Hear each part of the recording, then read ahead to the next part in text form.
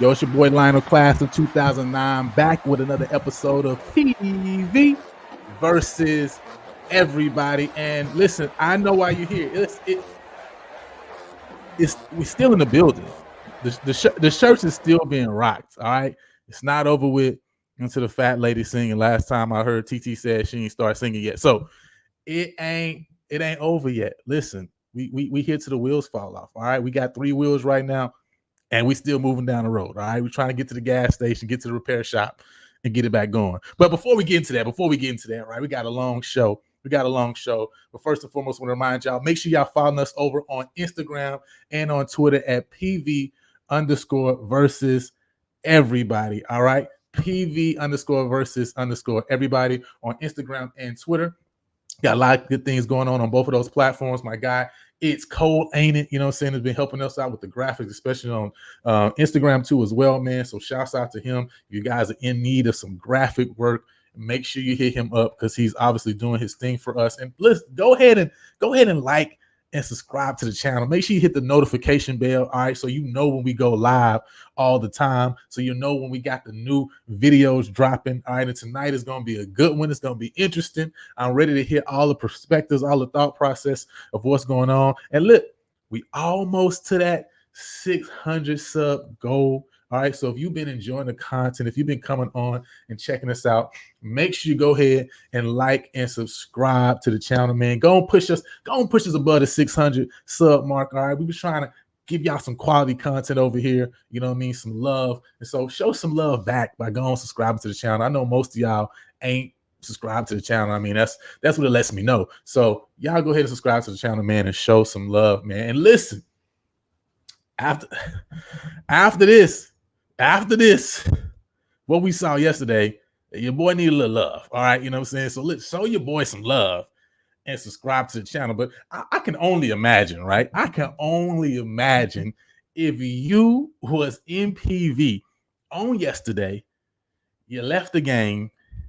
I mean, after that loss, left the game, driving back, you get to your place where you rest your head and you driving around and you can't even find no parking spot. Man, that got to be the craziest thing for you to experience after a loss like that. And so that's why we're trying to let you know, listen, man, it's probably about time you give my boy Jeff McKissick a call. All right, listen, he's a PV alumni, Texas licensed loan officer with Fairway Independent Mortgage Company, and he'll guide you seamlessly through the home buying process. Because I told y'all, if you ain't got no place to lay your head after last night, you need a place of your own where nobody gonna disturb you, where nobody gonna be knocking on your walls, when you ain't got roaches coming through the next door from the next door. Listen, you need a place of your own, all right?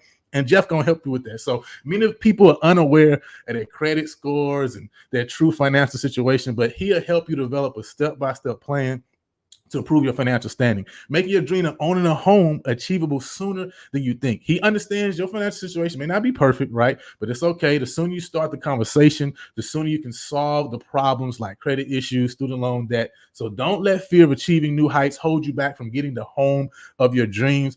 Perfect for growing your family, right, and hosting those PV watch parties. So get started now, taking the first steps towards your new home and taking the next big step in your life. Don't delay. Call Jeff today so you can be in your home tomorrow. And listen, you needed to be in your home yesterday, but hey, if you wasn't, then you need to go and call my boy, you feel me, because he gonna get you right. But with that being said, I gotta call up my co-host for this evening. First and foremost, Coach Heish Northern, and also my guy Kerry Mickens. He's joining us on audio today on his way back to Dallas, right? How you guys doing this evening, man? Man, I'm doing good. You know, it's a great game from a fan's perspective, not so good for, I guess, either team really, because the the team that won, they still think they should have won by a lot more. And the team that lost think their coach is the worst person in the world. So I've been on both sides of that. So I understand exactly how they feel, but it's going to be a lot of overreaction both ways because, like I say, Southern coming off a loss, that was big. And then for them to keep the streak alive, that's all I had people telling me, like sort of like we don't lose here.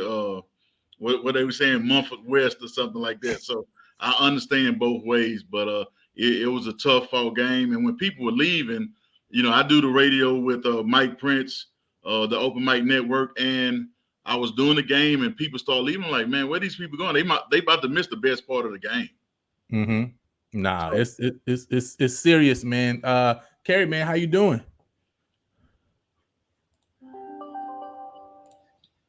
To see all the bandages on my head, but from the game, I tried to send Coach Bubba a number. I told him I had my cleats ready. They were dusted off. I told him I'd give him two good tackles before I had to give him a Bengay. But man, that was I agree with Coach Northern. From a fan perspective, that was a very exciting game. You had a kicker lined up to win the game with 1 second left, a kicker that don't miss. And Southern called the perfect execution to block the kick. And, the games don't get any better than that. And, that goes to prove, any given Saturday, that's why we play the game. So didn't like losing, but the excitement of the game made it very interesting. So it's still the Wild Wild West. We don't know what's going to happen. And I think that's the part that makes, SWAC football exciting because, we ain't talking about this game, but I didn't expect, Jackson State to get stomped down by Grambling. So you just don't know what you get each week. Yeah, it's gonna be interesting, man. And before we really get into it, I just have to say this. I wanna apologize to Panther Nation. Let me put myself full screen. You know what I'm saying? I just want to apologize to Panther Nation because I realize now what happened. I brought the belt last week. KJ, gave me the vintage 2009, belt. And I lost the belt, man. I lost the belt. I lost the belt. And I think what happened is somebody from Southern picked up the belt and took it to the game. So listen, I apologize. It's on me. I can't be that careless. You know what I'm saying? I can't be walking around with weapons like that, and leaving the belt, letting it fall into enemy hands. So I'm gonna put that on me. But listen, I'm gonna put a little bit on Coach because Coach Northern didn't give me a belt, so that way we had an offensive and defensive belt. So I'm gonna put that out there because I ain't gonna take all the blame for the loss. You know what I'm saying? Coach Northern didn't technically give me another belt. You know what I'm saying? So that way we have an offensive and defensive belt. But hey, listen, that's on him. Y'all gonna have to ask him about them questions. But I also want to say because I'm not gonna take the full brunt of the loss. I'm not gonna put it all on me, right? I call the SWAC script writers and I was like, listen. You ain't tell me it's in the script. They say, listen, we told you not gonna like the script. I'm like, I really don't like the script, okay? I don't like it. It's bad. It's horrible, okay? Said you ain't gonna like the script. But I'm gonna also say this because I'm not gonna take all the blame for the loss. I'm also gonna put the blame. I think the main part of the blame, right? And I know people talk about players and people talk about coaches, right? And listen, everybody can spread blame in so many different places. But I think one place that we probably haven't considered or, one thing that you probably haven't thought about, right? I'm gonna pull this up right here because I think we also have to put some of the blame in this place, right? So I'm gonna share my screen and just show you where I also think some of the blame needs to be placed. You know what I mean? Let me pull this up so this way you guys can understand where I'm coming from. So you guys know like listen, you're right, Lionel. Like you can't put it all on you. Like you got to let them take some of it too, because of what you see here. All right, let me pull this up right now so you guys can go and see what I'm talking about. Listen, look, listen. As long as these helmets got numbers on one side and ain't no decal on the other side, like I said, okay, if you look tacky, you play tacky. All right, and this is tacky. I think my boy G Boom said it earlier. Look, you need to put put the logo on the helmet. All right, what is this supposed to be like? Half of Alabama? I'm confused. Like you got numbers on one side of the helmet, you got nothing on the other side of the helmet. So I ain't gonna take the full blame. All right, the equipment manager got to put some blame on him too. He got to get some of this too. All right. So with that being said, though, I'm gonna bring my guy Coach Kerry back in. You know what I'm saying? First and foremost, I'm pretty sure we know who the biggest loser is for the week. So maybe I should ask, who's the biggest winner this week? You got to go with Grambling. Beating Jackson. Everybody felt like Jackson was just going to roll in there, run the ball down their throat. I think you have to go with the Grambling Tigers, as even more so than Southern beating Prairie View. But I think because of how Jackson had been playing undefeated in HBCU football, you got to go with the Tigers on that one, in my opinion. That's a good one. Kerry, what you got? I have to agree with Coach Northern. You got to go with Grambling because I don't think anybody gave them a shot. But I do like to give an honorable mention to that somewhere in Panther Stadium that those Southernites keep leaving. I'm telling you, somebody picked up the chicken foot and shook it. And that's why we can't seem to beat them there. I'm convinced. So chicken foot somewhere. Max and AD Golf to do a sweep of the stadium so we can find that chicken foot they keep shaking at us. I'm going to say also, listen, shouts out to Teddy Keaton. All right. Clark, Atlanta, 38-37 over Bethune-Cookman. I mean, that is an awesome win for a Clark Atlanta program that is like just stepping on the scene and just blowing everybody's mind, I feel like right now, right? So that's obviously a huge win, and we can get into it, man, as we start the recap for this week. We look at the scores. You got Norfolk State with the big win, 32-10 over VMI. North Carolina A&T falls 66-24 to North Carolina Central. That one was not close at all. Hampton 27-20 over Howard. You have Morgan State giving up a touchdown to VUL. I feel like that's almost the biggest shock of the weekend, that VUL scored a touchdown on Morgan State, right? 56-7. Tennessee Tech 24-14 over Tennessee State. Not a great start to their desire, right, to win that Big South OVC. And then Richmond with a 38-24 win over Delaware State. What kind of stands out to you, Coach, from the weekend from the MEAC and the Independents? The difference in a A&T Central game, like I say, that's usually a big rival, and you expect that score to be a lot closer. But I never would have saw 66 points from Central in 10 games. But like I say, sometimes once that ball get to rolling downhill as a offense or a defense, it keep rolling for you, and you can't stop it from rolling on the other side. Yeah, man. I wanted to bring up the Tennessee State game, first and foremost, but I think that was an interesting stat as I was just looking back at this past weekend. Draylon Ellis threw for 246 yards, one touchdown, did have 2 picks, right? Tennessee Tech also turned the ball over twice, but the stat that pops out was 0 rushing yards for Tennessee State on 27 carries. Can you win a football game where you only have 0 rushing yards, right? Where you have no rushing game. It sounds like they shouldn't even have been in this game, right? Based on that stat there. But obviously Tennessee State, I don't think is happy at all with the beginning of this year, where I think Coach Eddie, they wasn't picked to win the Big South OVC, but Coach Eddie George, right, in the belief of people at Tennessee State was, hey, they got a legit shot to really make some noise in that conference this year. And it didn't start off well against a team that was more of a, I would say, middle of the pack team, probably in the Big South OVC. Any thoughts on that game? I think the one thing you have to what I would look at is, if you take the quarterback sacks out of the rushing yards, do you have it? And were they really attempting to run the ball? Like, say, sometimes you'll go in there and you may see 20 or 25 carries, but 10 of those are the quarterback running for his life instead of true running plays. So that's a difference. I know in the NFL, they take the sacks off of passing yards instead of like the collegiate game, but that's something to think about when you talk about rushing yards in total.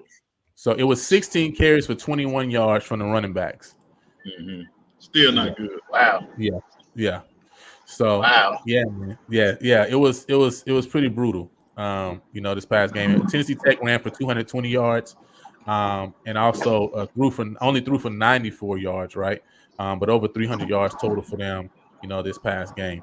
The other one that I think a lot of people kind of felt Norfolk was going to possibly take a loss, right? This past game, but they were able to come out and get the win against VMI. And, after dropping that game last week where they really was not in the game at all against Hampton, right? And so I think that was a big win for Norfolk State. They were obviously able to put up a total of 393 total yards, only 116 yards on the ground, but they actually were able to put up 277 yards through the air, 20 for 29 for 277 and 3 touchdowns for Jalen Daniels. And this is, again, it just brings back to mind, like, man, why were they not unleashing this guy maybe a little bit earlier, in the passing game? DeQuiz Jones had 12 catches, 143 yards with 2 touchdowns through the air for Norfolk State as well. Any thoughts on Norfolk and Odom's, right, getting a big win? And again, think about the MEAC. You got a lot of games to be able to kind of figure out who you are before you really get into the meat of MEAC play. Well, I'm a Coach Odom's fan, so anytime he can get a victory, I'm all for, no matter who they playing against, pretty much. So I like to see him go out of conference and get wins, but at the end of the day, as a coach, you'll take that. Now, one thing about that quarterback, he's I hate to say it that way, but he's like an old car. He gonna run hot sometimes, and sometimes he gonna run cold. He gonna miss some wide open people, and he has some pretty decent receivers, and he'll miss a joker wide open, but then sometimes they'll make a play for him. So 20 or 29, that's not bad, even if you're on air almost. So I want to ask Kerry your thoughts about the Delaware State and Richmond game as well, because even though Delaware State dropped the game, ended up losing 24. This is not, I don't think this was a game that people would expect that Delaware State would even be in the game like this, right? You're talking about jumping out to a 10-0 lead against Richmond, being able to go into the half only down 14-10. And so putting up 24 points against Richmond, right, really showing fight. Delaware State is looking like a team that can say, man, I want something to say, not maybe winning the MEAC, right, but maybe being able to say, I can jump up and bite somebody to cause a shakeup in that conference. Any thoughts on Delaware State so far and what they've shown? Yeah, I think, hope you can hear me. My signal was getting weird. I can hear you. You got to remember Delaware State had a tough time traveling to Hawaii. But when they got there, that first half of the game, they really played tough in spite of the long travel. So I think that's a gritty team that they're going to have to watch out for in the MEAC. Like you said, they might not win it, but they're gonna probably upset a few people's plans in that conference. So, and scoring like that on Richmond is very eye-opening for that team. Yeah, and they were able to force 2 turnovers in that game. Actually controlled the clock for 33 minutes. The Richmond's 26 minutes. So able to control the clock, man, and keep themselves in that game. So it's going to be interesting to see if they can, because they have that dual threat quarterback, right? So it's going to be really interesting to see if they can kind of get him going in some of those MEAC games, right? Control the clock against them in order to be able to be in the games late and have a shot and have a chance. And I think the last one, Coach, that Hampton-Howard game, obviously it was a big rivalry game for both of those squads. Both of those teams, come in. Both coming off a win last week, but obviously this, it's a rivalry game where you always want to, see a win in the win column. It was close all the way throughout, right? 7-0 Hampton. Halftime, it was 14-7 Hampton. End of the third is 21-14 Hampton, right? It ended 27-20. So any thoughts on this past game? Zealous was 10 for 11, but only 88 yards through the air in the touchdown. So, had a great game last week, but this week you don't see him having that great game through the air. And on the ground, only 7 carries for 35 yards. But I think the big obviously thing was Hampton was able to run for 297 yards on the day, with Jaquan Snipes getting 10 carries for 117 yards and 2 touchdowns, and then Elijah Burris 16 carries for 78 yards on the day too. Any thoughts on this past game as well? Well, I know they had a big deal because as I was driving doing some work on Friday, they had ESPN was filming there, and anytime they always battle for the who's the real HU type of deal. So Right. It's a big rivalry.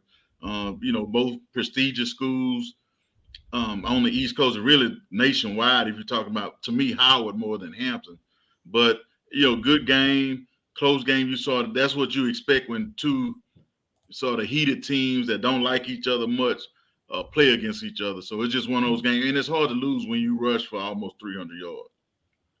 Nah, 297 on the ground, you always take that, right? I was shocked to see that the clock was not much more in Hampton's favor. Was more in Hampton's favor because it was basically 30 minutes to 30 minutes, right? Hampton and Howard. So very even, as far as that's concerned. And all throughout the game, right, it was a back and forth.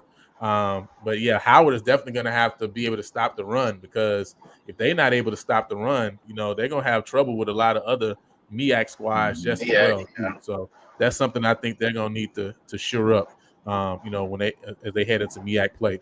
But let's keep it moving. Starting to look at some of these SWAC scores. Obviously, the big one, right, from the D2 to D1. Seems like every year a SWAC school gets bit by a D2 team, right?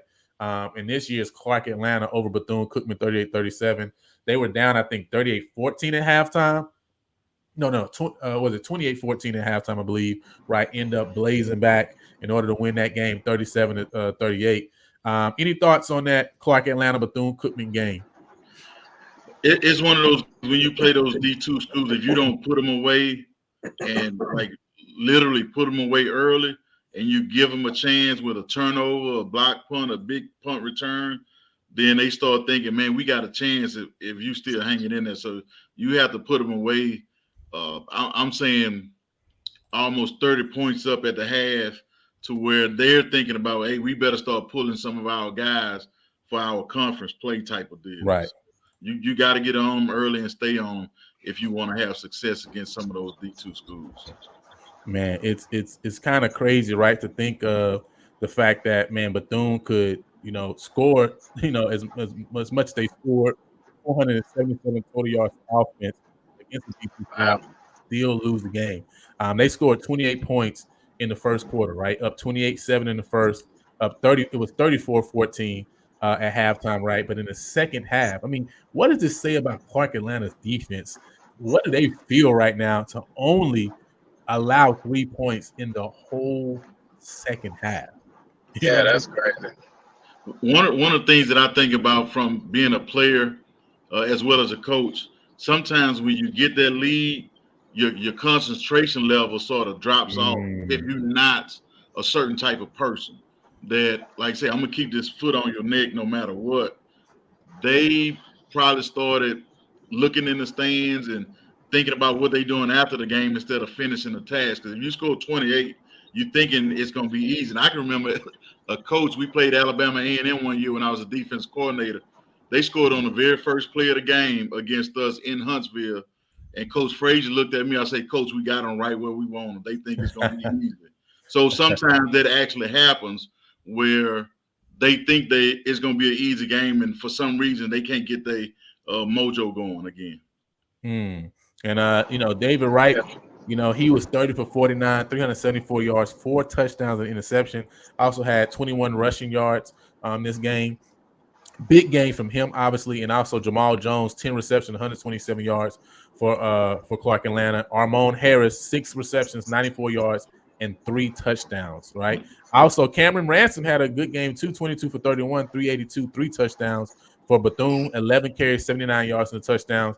And I think they were happy to see some offensive production because, that had been far in between for them, right? But the fact they would see some offensive production, I felt like, man, they would be happy with that first half to say, man, this is great going in the SWAC play right coming up. But, man, to lose that game. And as Jimmy put in the comments, 2 fumble loss, also 12 penalties for 112 yards. And I think it's, and I think, Coach, we probably would, talk about it a little later too. But it's not even just about just simply the penalties, but also like where the penalties come. And I think you mentioned that before, right? Is it, pre-snap, right? Is it something that's going on during the play, or is it just some bonehead penalty, right? Is giving extra yards. I think that's really important. But Bethune, right, lost that bout in the penalties wise, doubled up Clark Atlanta on penalties, and also gave away the ball 2 times, right? And so, it's going to be hard to win a lot games, period, right? Whether you're playing down, whether you're playing, at your same level, when you're kind of giving up, that many yards and that many penalties. But keeping it going, man. Nichols 66-0 over Valley. It's like they didn't even put up a fight this game. I was actually I was assuming Nichols would beat them, right? Obviously, but I didn't assume that it would be this lopsided. Were you expecting something similar to this, or do you think it'd be different? I would say probably in the 40s, but Nichols has a good squad because they can get a lot of transfers. They can get kids in school at Nichols State that can't get in school. I want to say almost nowhere else. If you could play football and you don't cuss the coach out in front of his wife, you can play football at Nichols State. It's one of them type of. We're going to do everything we can to try to be the best in football down there. But they got some good players, and then Valley didn't help themselves by turning the ball over, I want to say 6 times. So whenever you turn it over 6 times, you almost add 3 points per possession to the total outcome of the game. Yes.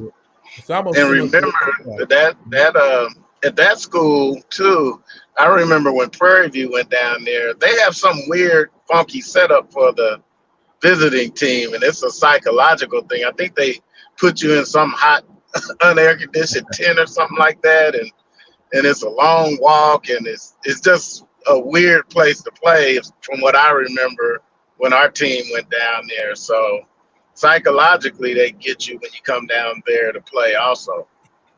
Mm-hmm. Nah, hey, listen, you need to have this. You need to have that advantage. Hey, listen, there ain't nothing against the NCAA rules of putting you in the tent. So put them in the tent, right?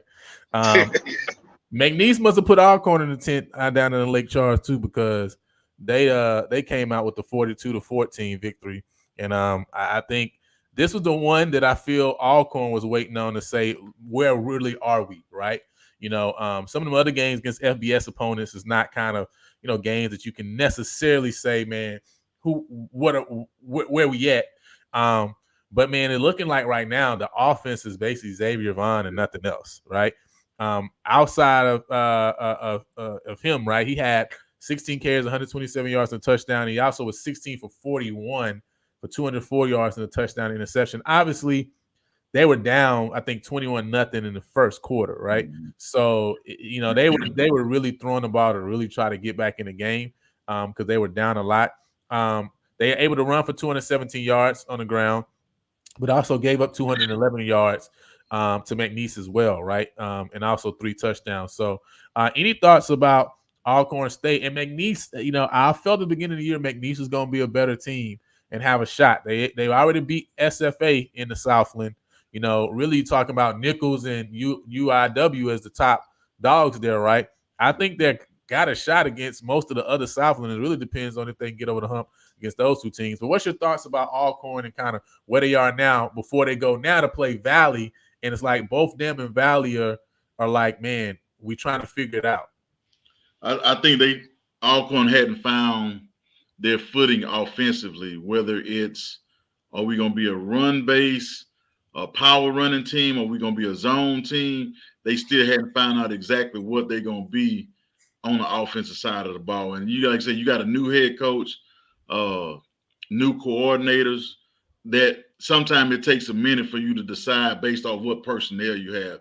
But I think a lot of people thought that they would find a stride a little bit sooner than they have, especially on the offensive side of the ball. Kerry, what's your thoughts on Alcorn currently after this fourth game now that you've seen them play? Yeah, I think they kind of played, like you said, the FBS teams early on. So they kept saying, well, that's all right. We'll see where we're at. But like you said, McNeese got better than they were last year. So they still probably, I can't tell where the defense is because I didn't get to see the game, but yeah, they're still trying to get their identity on offense. And until they do that, I think that's where they kind of are right now. And even when they play Valley this weekend, I'm not sure if that's going to really tell them where they're at or not. But that's an in-state rivalry, even if we don't want to call it that. But all the Mississippi schools want to beat each other because they're battling for pretty much the same recruits. And if they slip up and lose that game at Valley, then it's going to be some questions asked because that's a, first time head coach down there. So it's going to be pretty interesting. I'd like to see how it shakes out for them this weekend. Yeah, it's going to be interesting, man. I think that's definitely going to be one to watch, because both of those schools, looking to get a win. And Valley has to feel good at least about saying, hey, man, Alcorn is also trying to figure it out now. If we can kind of put it together, we can kind of get us one early in the season. I'm going to skip around a little bit because I know I want to probably spend a little bit more time on a couple of these games.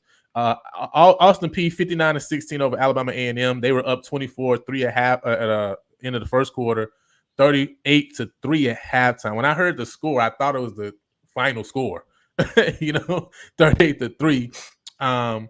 But it was tough, man. They traded field goals in the first. Then Austin Peay went down and scored. They had a fumble return on the goal line for a touchdown, and then an 82-yard punt return for a touchdown. And, man, those special teams and turnovers are going to hurt you every time. And, I mean, the game really just got away from Alabama A&M super quick. Any thoughts on this game? I just look at the spurts and see if you see 21 points scored in a short period of time. And that's pretty much what happened to them. But like I say, that goes again, a lot of times because of location, they're not in the same conference, but they will be recruiting a lot of the same kids. Right. And when you're Austin Peay and you get a chance to, like I say, put the hammer down, you're going to keep it. You're going to keep swinging it because you can say to kids, why would you want to go there after the way we beat them? You can come here and be a part of beating them again. So it's a lot of that goes on. But they had a couple of runs in them where they scored quite a few points in a short period of time. Yeah, another one was Central Arkansas Pine Bluff, another in-state game, right, where you talk about two people FCS programs, competing for some of the same guys. Central Arkansas 566 yards this game, 257 passing, 309 on the ground on 42 carries. They averaged 7.4 yards per carry this game. I mean, it's almost a first down to carry, right? It's kind of crazy. UAPB had 302 yards, only 63 rushing yards, 239 through the air. They did have 2 turnovers, 1 fumble loss, and 1 interception that obviously, hurt them. But after scoring 10 points in the first quarter, wasn't able to get a score again until the end of the game. So, really was never in this game, really. But again, Central Arkansas is a great squad. You're talking about a ranked FCS program. Any thoughts on UAPB? I feel like UAPB is still they're not happy with this loss, right? But from an offensive standpoint, I think UAPB has to be like, man, we can't wait till our first SWAC opponent because we believe that we can play with some of these guys, especially from an offensive standpoint, right? My guy Hagens, right, has played very, very well, so far in the first 4 games. I was thinking the same thing. They gonna hurt somebody's feelings at the end of the day. Maybe towards the end of the season, somebody that's thinking they can backdoor their way in the SWAC championship, and they'll beat somebody that nobody is expecting them to beat because their offense gonna get hot and stay hot one game. It may be a shootout. Their defense might not play up the par, but because they offense and sometimes in coaches coach offense, once they get rolling, and especially if they get the run game rolling, it's gonna be trouble for some people. Yes. And I agree. I've been watching them, and they definitely, the offense could kind of move last year, but this year I think they've gotten a lot better, and they're probably, have a chip on their shoulder for being ranked so low at the beginning of the year, and I think they're going to address it. They might not win the SWAC, but I know they can't wait to get a hold of some SWAC opponents and show what they can really do. Because you're right about Hagens. They have been performing well in the so-called preseason, but it's going to be interesting down the line. I think they're definitely ready for that. The 41-28 loss to Tennessee State. Now again with the loss to Central Arkansas, but again, they've seen that they can move the ball through the air, right? The next one was Florida A&M. I want to go there before the last two I want to talk about. They come away with the 34-12 loss to Troy. They were in that game, through the first half, right? End up Troy in the second half scored 20 points, only gave up 3 to FAMU. 22-point loss, but they did cover the spread, right? You know what I'm saying? What is your thoughts on FAMU from this game? Daniel Richardson, 25 of 39 for 288 yards. Didn't have a touchdown, of course, through the air, but still was able to put up almost 300 yards passing. What was tough on the night was the rushing game, right? Wasn't able to get the running backs going, only 55 yards on 28 carries. But any thoughts on this game against Troy? Yeah, I was thinking the same thing. Only about 55 to, I want to say Troy had over 200 yards rushing. So you can do that. You have some balance. So when you have balance, you can run the ball, you can run your play action, you can take your deep shots, you can hit it with some short passes. So FAM, 55 yards rushing is hard to win with that amount, and the other team has over 200. But they battle, but it's just hard, tough sledding sometimes when you only have 55. Yeah. And let's move on. So this is 2 I really want to talk about. I'm gonna actually start with the Jackson and Graham, and I'm gonna end with Texas Southern Lamar. So first and foremost, right, Grambling with the 41-20 victory over Jackson State. I don't think that many people saw it being a 21-point win for Grambling. Even people who picked Grambling to win, I don't think thought Grambling would, win by 3 scores. But looking at some of the numbers, Miles Crawley was 16 of 28 for only 167 yards and a touchdown. Grambling actually only rushed for 104 yards, right? Now, Contravian Hargrove had 16 carries, 81 yards, and 2 touchdowns. So that always was super big for him. You talk about Jackson, Cameron McCoy, 8 of 17 for 140 yards, a touchdown and interception.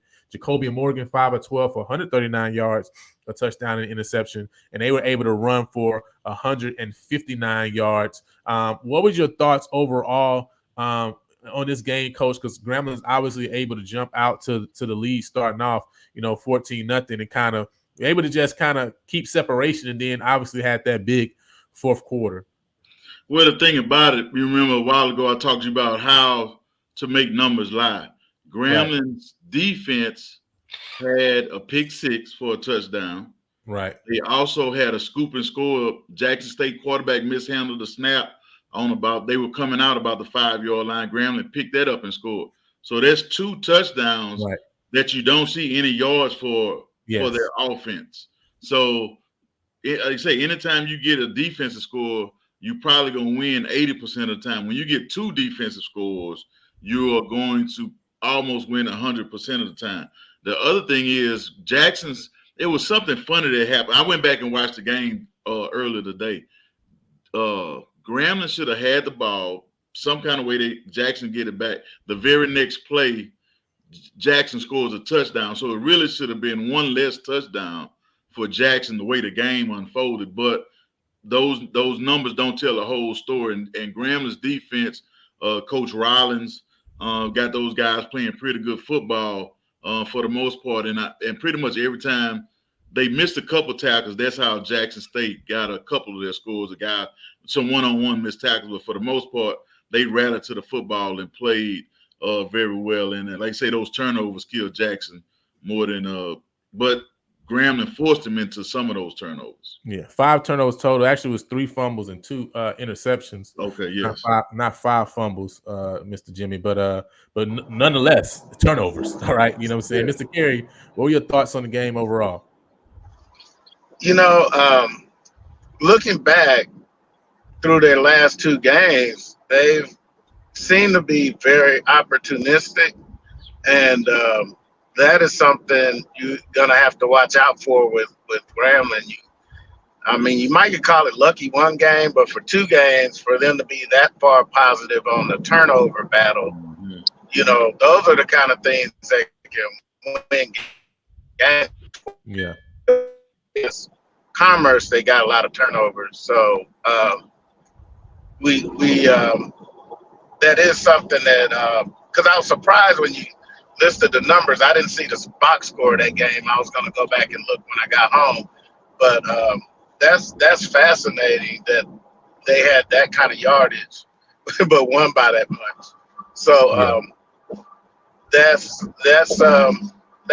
pretty good for their defense. I was surprised that they were able to do that to them, because I figured Mulligan would have a good game against them, and I thought the whole would be tough to play, but I just thought Jackson would pull it off, because before that game they've been playing almost like the Monstars. They've been really good. So kudos to Grambling on that win. Yeah, as she loves to say, thank God for non-conference games. So that's big for Jackson that it didn't count in the loss column, from a conference standpoint. 15 takeaways, Graves says, in 4 games. That is very crazy, right? You know what I'm saying? At the end of the day, that's not all just luck, right? You know what I'm saying? Mm-hmm. That's being in the right place at the right time, right? You know what I'm saying? From a standpoint of your defensive backs, right? That's being able to read the play right. You know what I'm saying? That's your big boys, the linebacker, the front 7, able to strip the ball, right? Like that's not just, you don't luck into 15 turnovers in 4 games, right? You know what I'm saying? So shouts to Grambling and obviously Coach Joseph, the defensive staff, for coaching the guys up right in order to put them in that position to be able to get, so many turnovers the first 4 games. Now, hopefully they've ate, enough in the first 4 games that we don't see this next game, right? You know what I'm saying? But we'll talk about that a little later. Y'all done been eating. Y'all need to calm down now, right? The other one I want to talk about, listen, Chris Dishman, all right? Now, whatever happened with Rice, listen, is Rice, all right? Even though I think, Rice ain't Miami or something, right? You feel me? So I don't think that, I feel that he also felt like it shouldn't have been no 66-0 type of game, right? But at the end of the day, listen, a Lamar squad that went and beat a Weber State team that was a ranked opponent. I think number 22 in the country when they beat them at 23. Now Lamar is ranked this week, and they struggle to win against a Texas Southern. Now, many people can say whether Lamar should be ranked or not. Listen, go argue with your family. You feel me? Texas Southern is not only in this game, man, had chances to take home this win, which I think would have been not just a big win. I mean, this would have been a tremendous win for Texas Southern and for Coach Chris Dishman. But how do you got to feel about Texas Southern right now 1-0 in the SWAC, almost getting a top 25 win. What do you got to feel about their program right now? By the way, KJ Cooper did not play this game, right? You see what I'm saying? So another week of rest, I guess, for him. You know what I'm saying? But what do you feel about Texas Southern right now and this game against Lamar? You go back to the numbers line a little bit. Everything, if you just look at box score, team stats will tell you Texas Southern won this ball game. I didn't get the chance to see it, but from what I understand, I know they had more yards. The penalties were pretty much tit for tat, but Texas Southern had some late game penalties that helped Lamar get down the field to eventually win the ball game. But like I say, man, Texas Southern team look a little different than everybody else. They got some big boys down there. They got some jokers that can run. But the main thing they're gonna have to do, like I say, the easiest way to win sometimes is not beat yourself. They're gonna have to figure out a way not to beat themselves. But it wasn't no surprise to me that they gave Lamar. And then I was looking at the scores as I'm doing the game, and I just kept thinking, man, like I said, I hope they pull this game off for the SWAC, for black college football in general. I hope they pull this game off. And lo and behold, at the last minute, they end up not being able to finish it. Yeah, listen, 304 yards for Texas Southern, so only 55 yards through the air. You know, they ran the ball 48 times, right? 48 rushes, 10 passing attempts, so 58 plays total. Lamar only had 63 yards passing, able to run for 194 yards on the ground. But both teams, basically 100 penalty yards, right? 12 for 102 for Lamar, 14 for 94 for Texas Southern. And Texas Southern, again, not turning the ball over, right? Which is another that's huge, right? They've been very disciplined on that standpoint of not turning the ball over. Now, I know Coach Disman's not happy about these penalty yards. I think the game against Prairie View, they only had like 25 penalty yards, right? So that's going to be big to help them stay in every game. The question is going to be, are they going to be able to control the clock every game? Because it looks like Dishman is saying like, hey, we want to really be a running team, right? We going to pound the ball. We going to slow the game down. We going to control the clock so we can stay in the game. You think this is going to be a recipe that can work for Texas Southern to win the SWAC West and to get to a chance to play for the SWAC championship game? I'm not going to say win the SWAC West, but it's going to keep them in a lot of ball games if you're not turning it over and you win in the time of possession, because that's going to keep the other team's offense off the field. But like I say, you're not going to see them giving up pick sixes because they running the ball a whole lot. And, their quarterback can add something to the running game too. So now that means you have to defend 11 people instead of just being able to having to stop 10. If he gets rolling, running the ball on some of those pulls and some of those quarterback counters, it can be a long day for you. Man, and Quintel Quinn, 23 carries, 149 yards this past game. So big shots to him for Texas Southern, on the ground. Now, before we get into our games of the week and keys to victory and talk about the PV, disaster, right? From the other day. Listen, we got Northern Lights, man. You know what I'm saying? So, yes. Coach, when we talk about the State Fair Classic coming up, right? Mm-hmm. I would like you to share, man, some of your experiences of coaching, at the State Fair Classic, whether it was with Graham, whether it's with PV, right? Just to let some people know kind of about this classic. Because I think this is probably one of the classics that a lot of people may not know about kind of across the country, but it's a huge classic, right? Always is top 5 in terms of, attendance, right? Obviously Dallas is a huge alumni base for Prairie View. The most active alumni base for Prairie View is in Dallas, right? And then obviously Grambling has a big alum base in Dallas as well. So just talk a little bit about this game and about the State Fair Classic and your experience.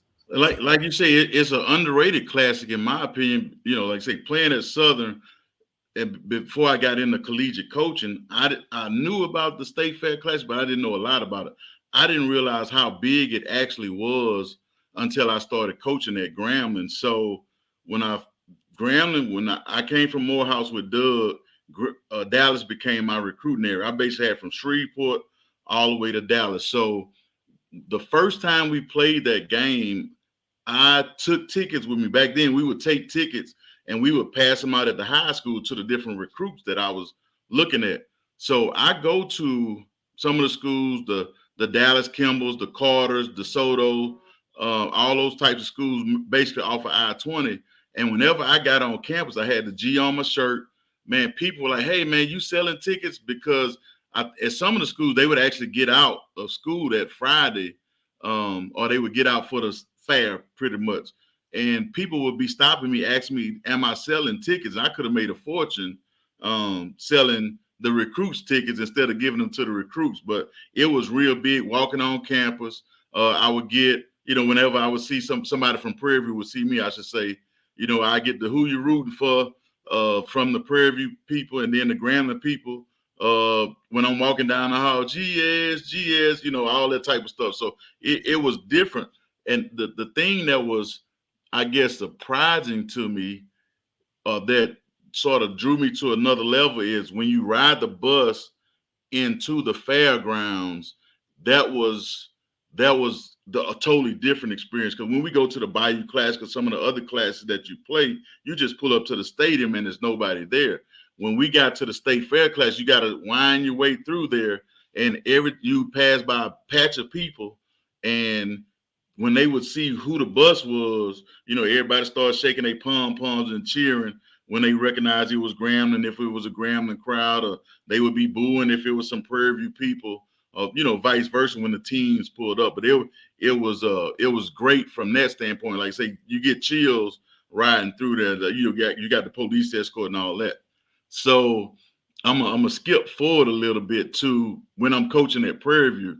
So my son, no, I'm gonna go back a little bit. The last year I'm coaching at Grambling, I don't know how many people remember this. There was the big fight that happened close to the end of the game.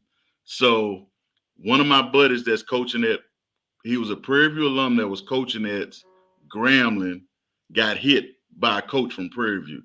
And man, he came back in the office that Monday and almost looked like Morton after he got hit by Tom Hearns on in the fight that they had, the People's Champ type of deal. And his eye was swollen. We had a kid that was on that played for Grambling. He was in street clothes, and all I remember as the fight almost ended, I could see his shoes hanging out, and I had to go over and tell the police, like, "Hey, that's one of our players. He's just in street clothes," but he was out there fighting, and it made CNN. The fight was so crazy because people were swinging helmets, and we had to stair step the suspensions and all that. And I was actually surprised that I got a chance to coach at Prairie View, because I'm thinking those guys know who I am. They know I was on the Grambling coaching staff that they just had a big fight with. And lo and behold, Doug Williams calls Coach Frazier for me and was like, "Hey, he's a different guy, but he's a guy that's going to help you get to where you need to be if you're trying to win." And I end up getting a job. Moving forward a couple of years, my son always traveled whenever we went to the State Fair Classic I think from the time that he was 3 years old until he got to a certain grade. So one year, I think he must have been in second grade, because they had to take some type of academic test, one of those standardized tests at his elementary school. So maybe that Tuesday, my wife sits him down almost like you telling the kid that their parent died, and she had to tell my son, like, "Hey, Adam, you're not going to be able to ride the bus with the team this week because you have state testing." And man, my son looked at my wife, and then he looked at me like, "Hey man, you better tell this woman I'm getting on that bus." So we had to do something special for him. I think we got him his own jersey, but my wife wouldn't let him miss school for taking that test. But he looked at her like, almost like, "Bleep, you crazy. I'm getting on that bus," So it was he made it up to the game and got a chance to run out with the team. Stuff like that he remembers fondly, being a part of Prairie View. And then the last thing that, to me, I remember one year, and I'm not sure, the bands was playing, and it was, I want to say it may have been like the R. Kelly Back and Forth song, Mr. Biggs, How You Know My Name, Son, and all that kind of stuff. And I want to say Grambling band was playing the song, and man, it was like we were in karaoke, listening to the bands play. But I think everybody ought to get a chance to see that. And actually, I was on Prairie View's campus Friday We need to have a whole nother show on what's going on some of these campuses. But Friday, I go to Prairie View to pick up parking, buy tickets for my family that's coming to town and all that type of stuff. And people were already buying tickets for the State Fair Classic on Prairie View's campus. And I remember Gramblin's campus on that Thursday, pretty much it turned into a ghost town, and people were leaving Thursday, Friday. By the time we left, I mean, it's almost like they shut the cafeteria down because nobody was there to serve because so many people were going to Dallas for that game. But it's a great experience. And like the only other thing I hated when we were the visiting team and we had to be in that sun for warm-ups and all that. But it's a great experience, an underrated classic. I think it probably would have been on TV more, but I think the promoters didn't want the game on TV because they were trying to make money off ticket sales. But that's a game that should definitely be, they should find a way to get that game on TV so people can see what a largely attended black college football game looks like. Yeah, listen, that definitely is one that for years, I think Al, he was feeling, I think that when I heard the interview that he did with Mike Prince actually was, he felt that it wouldn't be attended well, right, if it was on TV. Mm-hmm. And so obviously HBCU Go picked it up 2 years ago and still was attended well, over 50,000, right? You know what I'm saying? And obviously the TV numbers did well, so much so that ESPN Plus was like, nope, not happening anymore. We gonna pick the game up, right, and put it on our station. So yeah, it's definitely a big game, and I think very underrated as far as a classic. And man, during those years when I was there, the band and to me it was different. And maybe because I probably knew the songs a little bit more. Yeah. I don't be knowing what they be listening to right now. I ain't gonna lie. So back then it's like, man, but I still feel like, man, the bands when they go back and forth, you literally could understand everything that they was playing, every song. But I think they played a lot more ballads and stuff too, like more R&B stuff. So it's kind of a little different than now. It's like a lot of these different rap stuff that all sound the same. But it's a whole different conversation, right? That's a different show for the whole show right there. That's the other thing that I hated the PA announcers at that game. It was almost man. It's like, hey man, would y'all shut up almost? But they were too loud. Sometimes it was good, but it was like listening to guys watching the game in their house more so than PA announcing for the game. Nah, I got you, Mr. Carey. Any thought you got just about the classic, real quick, before we move on? And we got a call on the line. They want to ask a question. Call already. Yeah, the classic. I agree with Coach Northern. The first time I went, I was fascinated, but like he said, sometimes I felt like the promoter wanted to get as many ads as he could and turned them up super loud, and it kind of disrupted the game. I was so glad when they cut back on that. And also I think a good advertisement for the game is what's the Turn Up Man people? Is it Ultra Highlight Videos or something like that? They always do a summary of the game, highlight videos, and those are really, really good. And I like to share those. And when people see that, it makes them want to, see the game themselves. But that's a really intense game. Yeah, you're really missing it if you don't come and check it out, because the whole fair experience is always a good concert. And like Coach Northern said, you get to see the buses coming in, and it's really good. So it's a lot of for sure, man. Well, let's get to it, man. We talking about the main thing, right? You know what I'm saying? Before we start, first and foremost, let me just say, we still rocking. All right. Listen, we still rocking. Listen, I'm the person that you got to put in the grave. Okay, let's just be clear. All right. If I still got a chance, and maybe it's just me, you know what I mean? If the game ain't over, the game ain't over. All right. That's just how I feel, right? That's how Southern felt this past game. So why should I feel different, Coach North? You feel me? If the game ain't over, the game ain't over. I don't know what's gonna happen. People have got to keep playing, like they say. Tell your girl start singing. All type of stuff has happened before that's changed the trajectory of whole seasons. Listen, whole season. You'll understand. First of all, I'm a Saints fan. Y'all act like y'all remember the Minnesota Miracle. The game ain't over till the game ain't over. So y'all expecting me to send my shirt that's so comfortable and feels so good. You know what I'm saying? It just fit me so well. Y'all expect me to send my shirt somewhere when the game not up? Y'all just gonna have to keep coming back week after week, because until it's over, it ain't over. Okay, all right. So we got that out the way. Now let's talk about this foolishness. Now, Miss Stacy is on the line. I think she had a question for us that she wanted to bring up on the PV versus Southern game. How you doing this evening, Miss Stacy? I'm doing well. Go ahead. You're on with Coach Heiss, Northern, Carrie, and Lionel. What's your question you have for us? My question is about time management, and particularly when we were down to 20 seconds. I didn't feel like there was time management done. And I want to know, where do you think does that fall on the coaches or the kids not being ready for time management? That's a good question. Did y'all hear the question? Yes, I heard it. So go ahead. Most of the time, the clock management falls on the coach, but they practice those situations. Are we going to try to run the clock out? Or are we still going to try to get another play in? And from my perspective, I thought Prairie View had the win at their back. Southern was playing pretty decent on defense, get some pressure. You have a quarterback that can be turnover prone at times. So I'm thinking they know they were in field goal range because the kid had hit from farther than that before. Let's run the clock down to where we can win it with a walk-off. So that's what I think the coaches were thinking, because I could see a couple of them sort of like, let's not use our timeout. Let's wait until it's 1 or 2 seconds on the clock. Now, some people will say, let's take our timeout and possibly do it on third down, just in case you get a bad snap. You still can spike the ball and have another chance at that field goal on fourth down.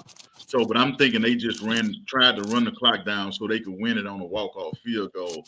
And Southern's defensive line and special team just stepped up and blocked the kick. And unfortunately for the Panthers, it led to overtime. Nah, that's big. That leads to another, question I was going to ask too as well, based on what Miss Stacy's saying. Those situational, things like this, right? I know when we talk NFL, for example, right? They go through so many different situational, game, things that happen, right? You know what I'm saying? Is that something on the collegiate level that people also kind of build into that game plan or throughout the season? Like, hey, if it's third down with so much seconds left on the clock, we practicing running the field goal team on and off the field, or practicing getting the playoff with this much time left, getting a spike, so then we can can you talk a little bit about that, right? Because I think that may help people understand, right, the different options or non-options that you even have at that time. So what most people do, practice their 2-minute offense on Tuesdays, Thursdays, and Fridays. They usually do it on air, but the coaches usually have a script of, let's practice these certain situations. And you may not practice them every week, but you may hit on them every other week. Okay, 4-minute offense, you're going to do every week. 2-minute offense, you're going to do like I say, are we down 4? Are we down 3? Do we have to get a score? Are we down 8? Well, and you practice, okay, we scored a touchdown. Now let's go to our 2-point play. You practice those. You have that written down in your practice script. I've been at some schools where the head coach may have a whistle or a horn, and when he blows that horn, he may have a ball down on the 32-yard line. And no matter what, the field goal team may have 20 seconds to run out there and get a kickoff. And then he may keep one guy back. So you have to look and see if the person that you're behind is out there. So it's, okay, such and such is hurt, sudden change, and let's see what happens. So they practice those situations. Now, it's not like the NFL. You got to realize most college football teams only practice, I would say, 2 hours to 2.5 hours at the most. Right. So but you get those scenarios in beginning of practice, blitz pickup, end the practice. You may end the practice, your conditioning may contingent on who wins the 2-minute drill. We used to have a period we call Panther period, and we would let the starting quarterback and the starting middle linebacker, they go against each other. So as a coach, I know what plays my quarterback like. I know, do the guys on defense, do they like to blitz more? Do they like to play zone? Do they like the 3-man front or do they like the 4-man front, depending on if it's 4 or 5 wide? So you definitely practice those situations. Yes. Miss Stacy, any thoughts on that or any other thing you want to share? Yes, I did have one other question. Yes, ma'am. So for your passing game, now we know our quarterback is a good passer, right? He can throw. He has an arm. We didn't see very much throwing, and I noticed that Savage was covered almost every play almost. Why don't we have something where he could change up that play, go to the right, go to the left, or do something? Can we just throw it to him and make that guy, make us get that penalty, get that, just get it in there some kind of way? Gotcha. So you talking about Samar Savage, basically kind of maybe, I guess, moving him around the field a little bit more, try to give him the ball some different ways. A slant or something, yeah. Gotcha. That's a good question. Coach, any thoughts on that? And Mr. Carey as well. I know you chimed in. Any thoughts on Miss Stacy's question about getting the ball to Savage a little bit more?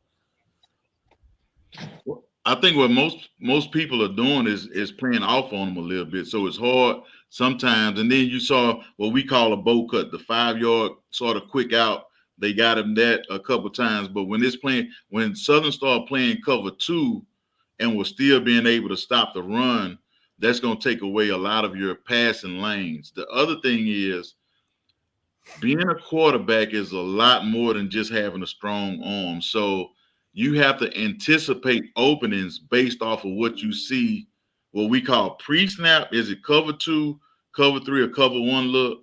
And then post-snap, because you'll see a lot of people line up in cover 2, but they rotate to cover 1 or cover 3. So that's giving your quarterback something totally different to look at, because the windows and the openings are different. I think what makes good quarterbacks be able to throw the ball, number one, is anticipation.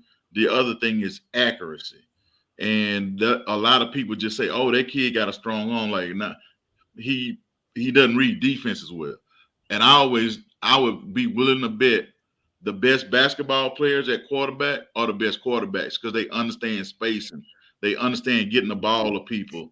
They understand how guys are running and all that type of stuff. So it's not all about strong arm and he did this in high school. Nah, those kids in high school making one read and taking off running the ball for the most part.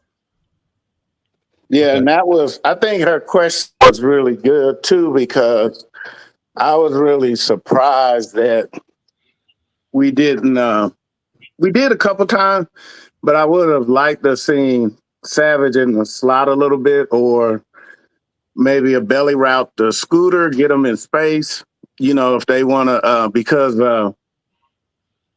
what I noticed is they put I can't think of his name, but number 3, they put their biggest DB on Savage, and we kept lining them up on the same side against that guy. And what he did, he just decided he'll take the penalty. He grabbed Savage every time he left the line, and he pushed him out of bounds as they went down the field. And he said, I'll just take the hit on the calls, because I think I could get away with grabbing him and pushing him out of bounds more than they'll call it. Yes. And I just think that we could have, and I was disappointed I didn't see a jet sweep to Heron, because they didn't go with him when he would come across in motion.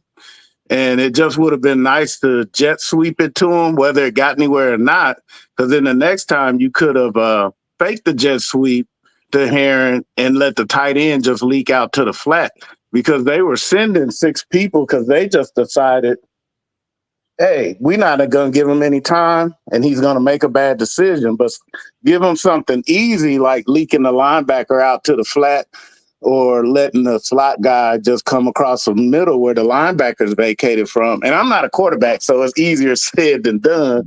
But I just would have liked to have seen us shorten the field for Cam, and that would have neutralized them pinning their ears back and just charging straight at the quarterback. Yeah, when you a zone scheme team, most people just tell a defensive lineman to get upfield, because that's what hurts zone running schemes. The other thing I saw somebody put the wide receiver screen game. That's a good thing to go to. It depends on how you call your plays and where you line them up at, especially if they play in zone, the wide receiver screens are good. And wide receiver screen, believe it or not, that would be one of our blitz checks when I was coaching at Grambling on the offensive side of the tunnel screen versus a blitz. Hey man, they better they gonna listen to our fight song a whole lot if if they blitz and we got a tunnel screen going. The other thing that's good versus blitz that a lot of people don't realize is speed option, but you can't run it to the short side of the field. But the speed option is another great thing to do because it puts you one-on-one with the defensive end, especially if the linebackers are coming up the middle. And if free safety has a long way to go to make that tackle. Yeah. No, that's a good point. That's a good point there. Miss Stacy, any more thoughts you had or any more questions? No, I thank you. I appreciate it. Oh, we appreciate you. Thank you so much for your questions, for calling in. Are you a PV alum? Yes, I am. PV alum. What year? Say it again. 1989. 1989, right? You know what I'm saying? So we appreciate you for checking out PV versus everybody. Thank you for your questions so much and just showing that obviously we got some passionate, you know what I'm saying, PV fans out here because we got a lot of questions, you know what I'm saying?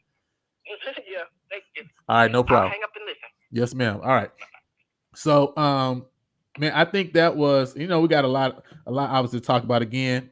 We got the call lines up. If you are wanting to call in, 516-253-3434, 516-253-3434.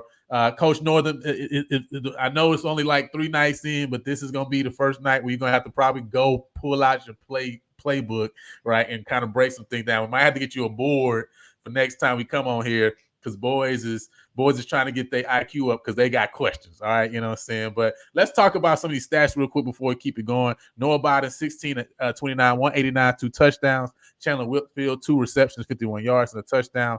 Kendrick Grimes, 64 total yards, 2 touchdowns, right? Had the big one in overtime, right? Jelani Davis, 7 tackles, 3 tackles for a loss, 2.5 sacks, man. He killed us all day. Cam Peters, 9 of 20 for 193 and 2 touchdowns. Chase Beekman, 4 carries, 23 yards, 5.8 average, right? He was the lead rusher out of all the rushers we had. Kobe Cavill, 1 for 27, 72 yards and a touchdown. And then Fred Stokes on the defensive line, 6 tackles, 3 tackles for a loss, 2 sacks. His name was being called all night, along with Jamal Marshall, who had 3 quarterback hits as well, right? And so you talk about this game, man, 31-24, Southern able to come back and win. Obviously, she already asked about, and talked about kind of the clock management aspect of things. To me, one of the things that stood out again, this is another game, a third game now, right, of over 100 penalty yards, and at the end of the day, it's like when you give away a football field worth of yards, right? Now we're not talking about once, right? Now we're talking about 3 times. It's starting to become like an epidemic at this point, right? You know what I'm saying? And you still see the guys sometimes like, when are you gonna learn that after the play, man, we gotta let some things go, get back to the play and win games, right? You know what I mean? Because it's like seems like all the time the guys are doing a little extra stuff. Because even on their first drive, right, we saw it. Because really they picked up a flag that really they probably should have kept the flag, to be honest, because he even though he gave a little extra on the sideline, right? You know what I'm saying? He did put his hands on him in his face, right? And kind of nudged him, right? I mean, just had a 3 and out. You about to basically give him 15 yards. I just don't understand, right? The discipline thing is killing me, like every game. You know what I'm saying? Like every single game. I talked on another show about some of these. It's gonna creep into their everyday life. The taking stuff personal, not being able to let stuff go. It's almost like kids need counseling, because if you are doing things like that in a selfish manner, you're not hurting a guy when you push him in the face mask. Even if you punch him as hard as you can, that is not going to hurt. So what is the purpose of you doing that? And, and this is what I tell my son, especially on the other team sideline, I say the only thing I would take you getting a personal foul for is somebody spit on you. You have every right, because I think that's the most disgusting thing you can do to another human being. But I say you have every right to defend yourself. If somebody spit on you, you better be spitting back. You better be getting deep out your lungs, clear your lungs, spitting back on. But some of that stuff is just personal, but it's not helping anybody at the end of the day. So it has to come from somewhere else. And like I say, that what they call it, machismo or whatever, it's not good for your football team to have that many penalties. And like I say, the dead ball penalties hurt you, to me, way more than that. And how you go about fixing it, you got to pull some guys out the game and let them know, hey man, anybody get a personal foul, you're gonna sit over here for a long time, not a short time, and not till we think we need you, but it's gonna be predetermined amount of time. It's gonna be like a suspension. You got 2 quarters, you're gonna sit over here. Yes. But like I say, it's hard to do as a coach, but sometimes you have to do it if you want to stop something. At this point, right? To me, you know what I'm saying? At this point, because it's the same actions, right? Yeah. I'm not talking about different. I'm talking about I'm seeing the same action, the same tackle. You stand over guy talking to a. I mean, it's like, dude, like, ain't this the same reason we let Northwestern State stay in the game? I mean, we now lost the game because, and I said, like, listen, you give up 100 penalty yards. I don't care who you are. You're gonna allow a team to stay in the game. I mean, when I look, you talking about 3. When I looked, there was 3 specific first downs that Southern got that was due to penalty yards, right? You see what I'm saying? So you're talking about keeping drives going, right? Allowing them to get a field goal on one drive. So, these are things that really just hurt my nerve. You know what I mean? Because these are things that really that shouldn't be there. I see Greg in the comments, Mr. Bowers asked or make the statement about defensive holding penalties not being called on Southern D linemen who were pulling the PV offensive lineman out of holes so Southern linebackers could blitz through. What's your thoughts on that, especially as a defensive guy, right? You know what I'm saying? Because you probably don't see nothing wrong with this. Now it's a taught technique. Like I say, we would tell them, don't grab the jersey.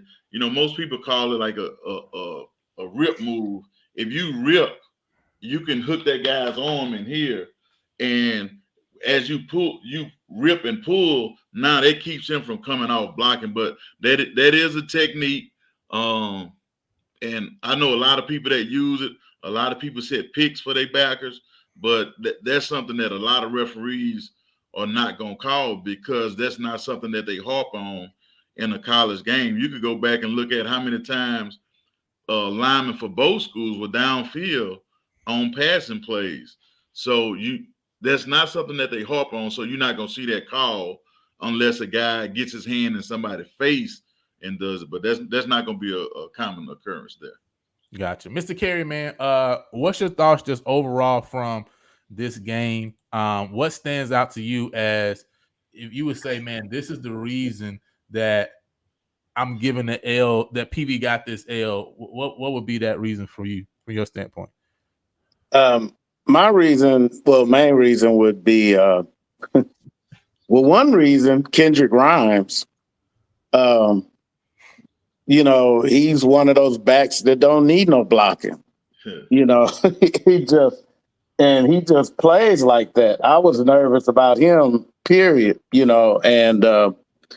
And you faced a quarterback that was mad about getting sat down, for the lefty. T-Set basically took his spot and he was mad about it. And then you add to the fact that, it's the elephant in the room.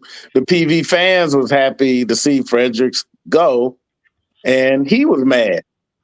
And then you got Coach, you got coaches over there, McNair, teaching helping with the tight ends. And what did they do last night? Killed us with the tight end.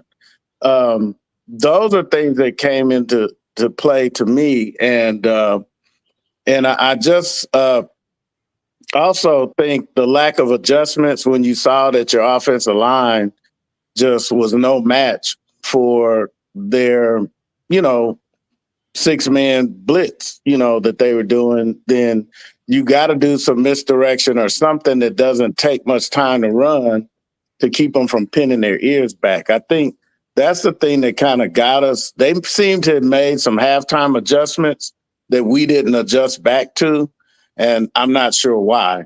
And that kind of is what cost us a game. Because I agree with Coach Northern.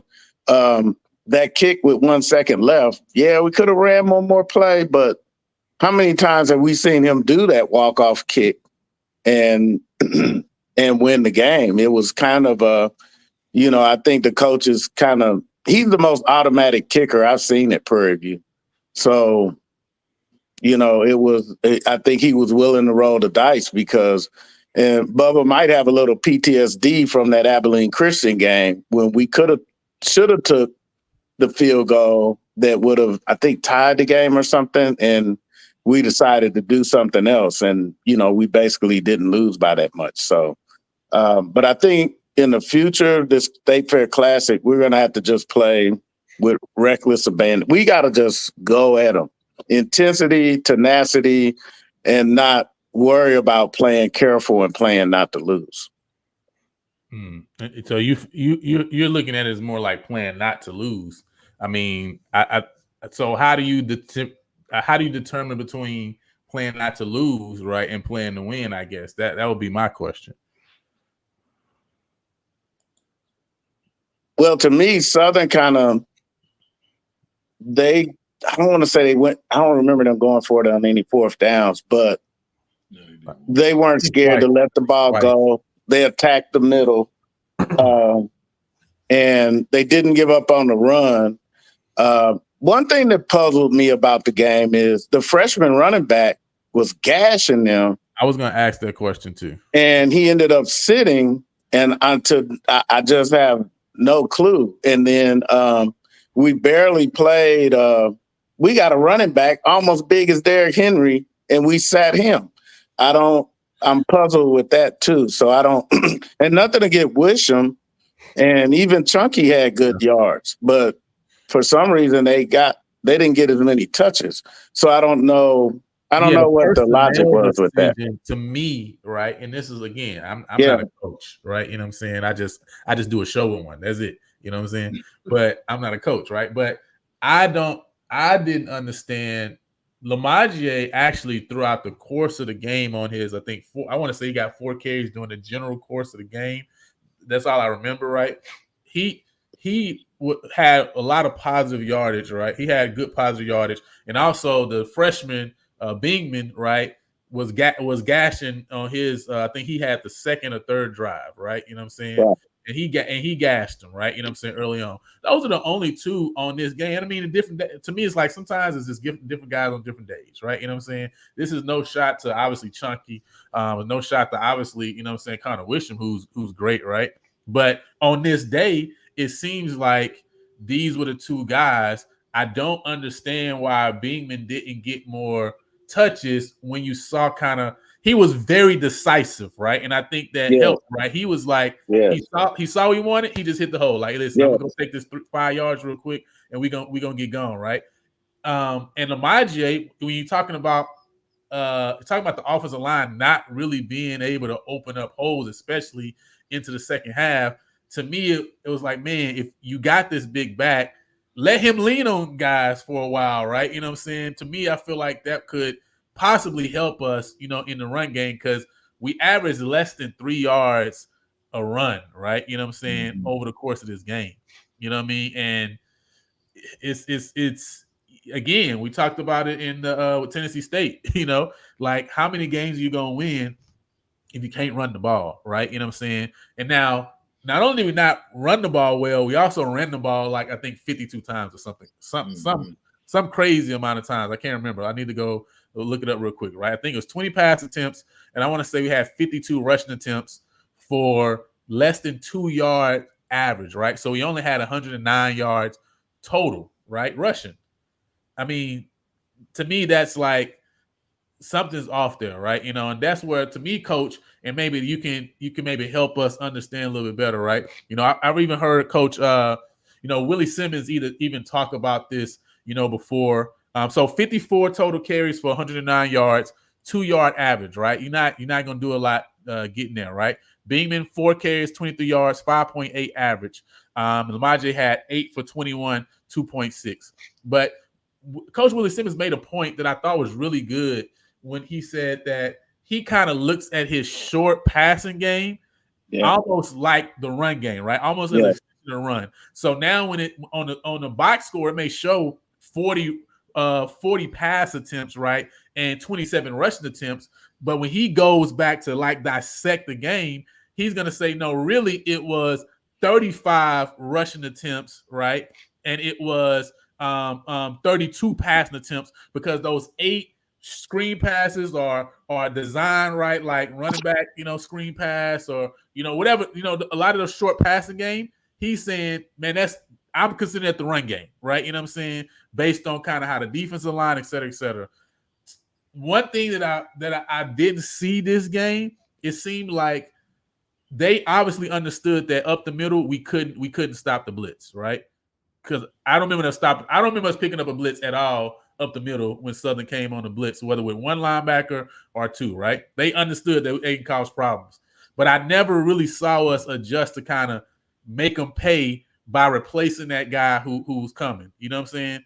It still was a lot of kind of long drops with Cam trying to get the ball kind of pretty deep, right? You know what I'm saying? To some guys in the passing game. What's your thoughts there, especially from a defensive perspective of maybe how do you beat, how do you adjust when a defense kind of has figured out like, all right, listen, the communication maybe between the guards and the center, et cetera, in the middle with the running back, like they not on the same page right now. We're gonna kill them sending 1 or 2, right? You know what I'm saying?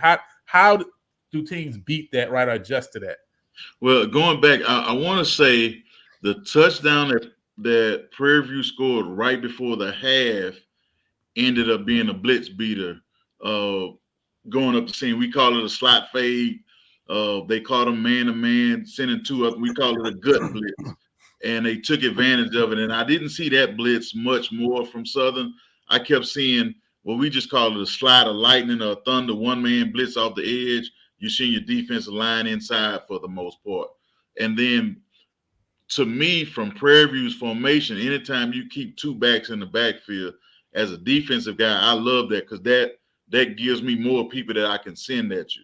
Yeah. The other thing is, and Coach Orlando Coach Orlando was my offensive coordinator, longtime coach at Southern. So when he first started working for me, we would do what most people call inside run or a run period. So because the way we label our RPOs, we might say, I'm going to just use this 20, 21 zone, laser 3. That means we're going to throw the ball to the number 3 receiver in trips. We label it 1, 2, or 3. So when we did inside run or team run, some of our run period may turn into 7 of 10. It would be a screen to somebody because the defense loaded the box on us.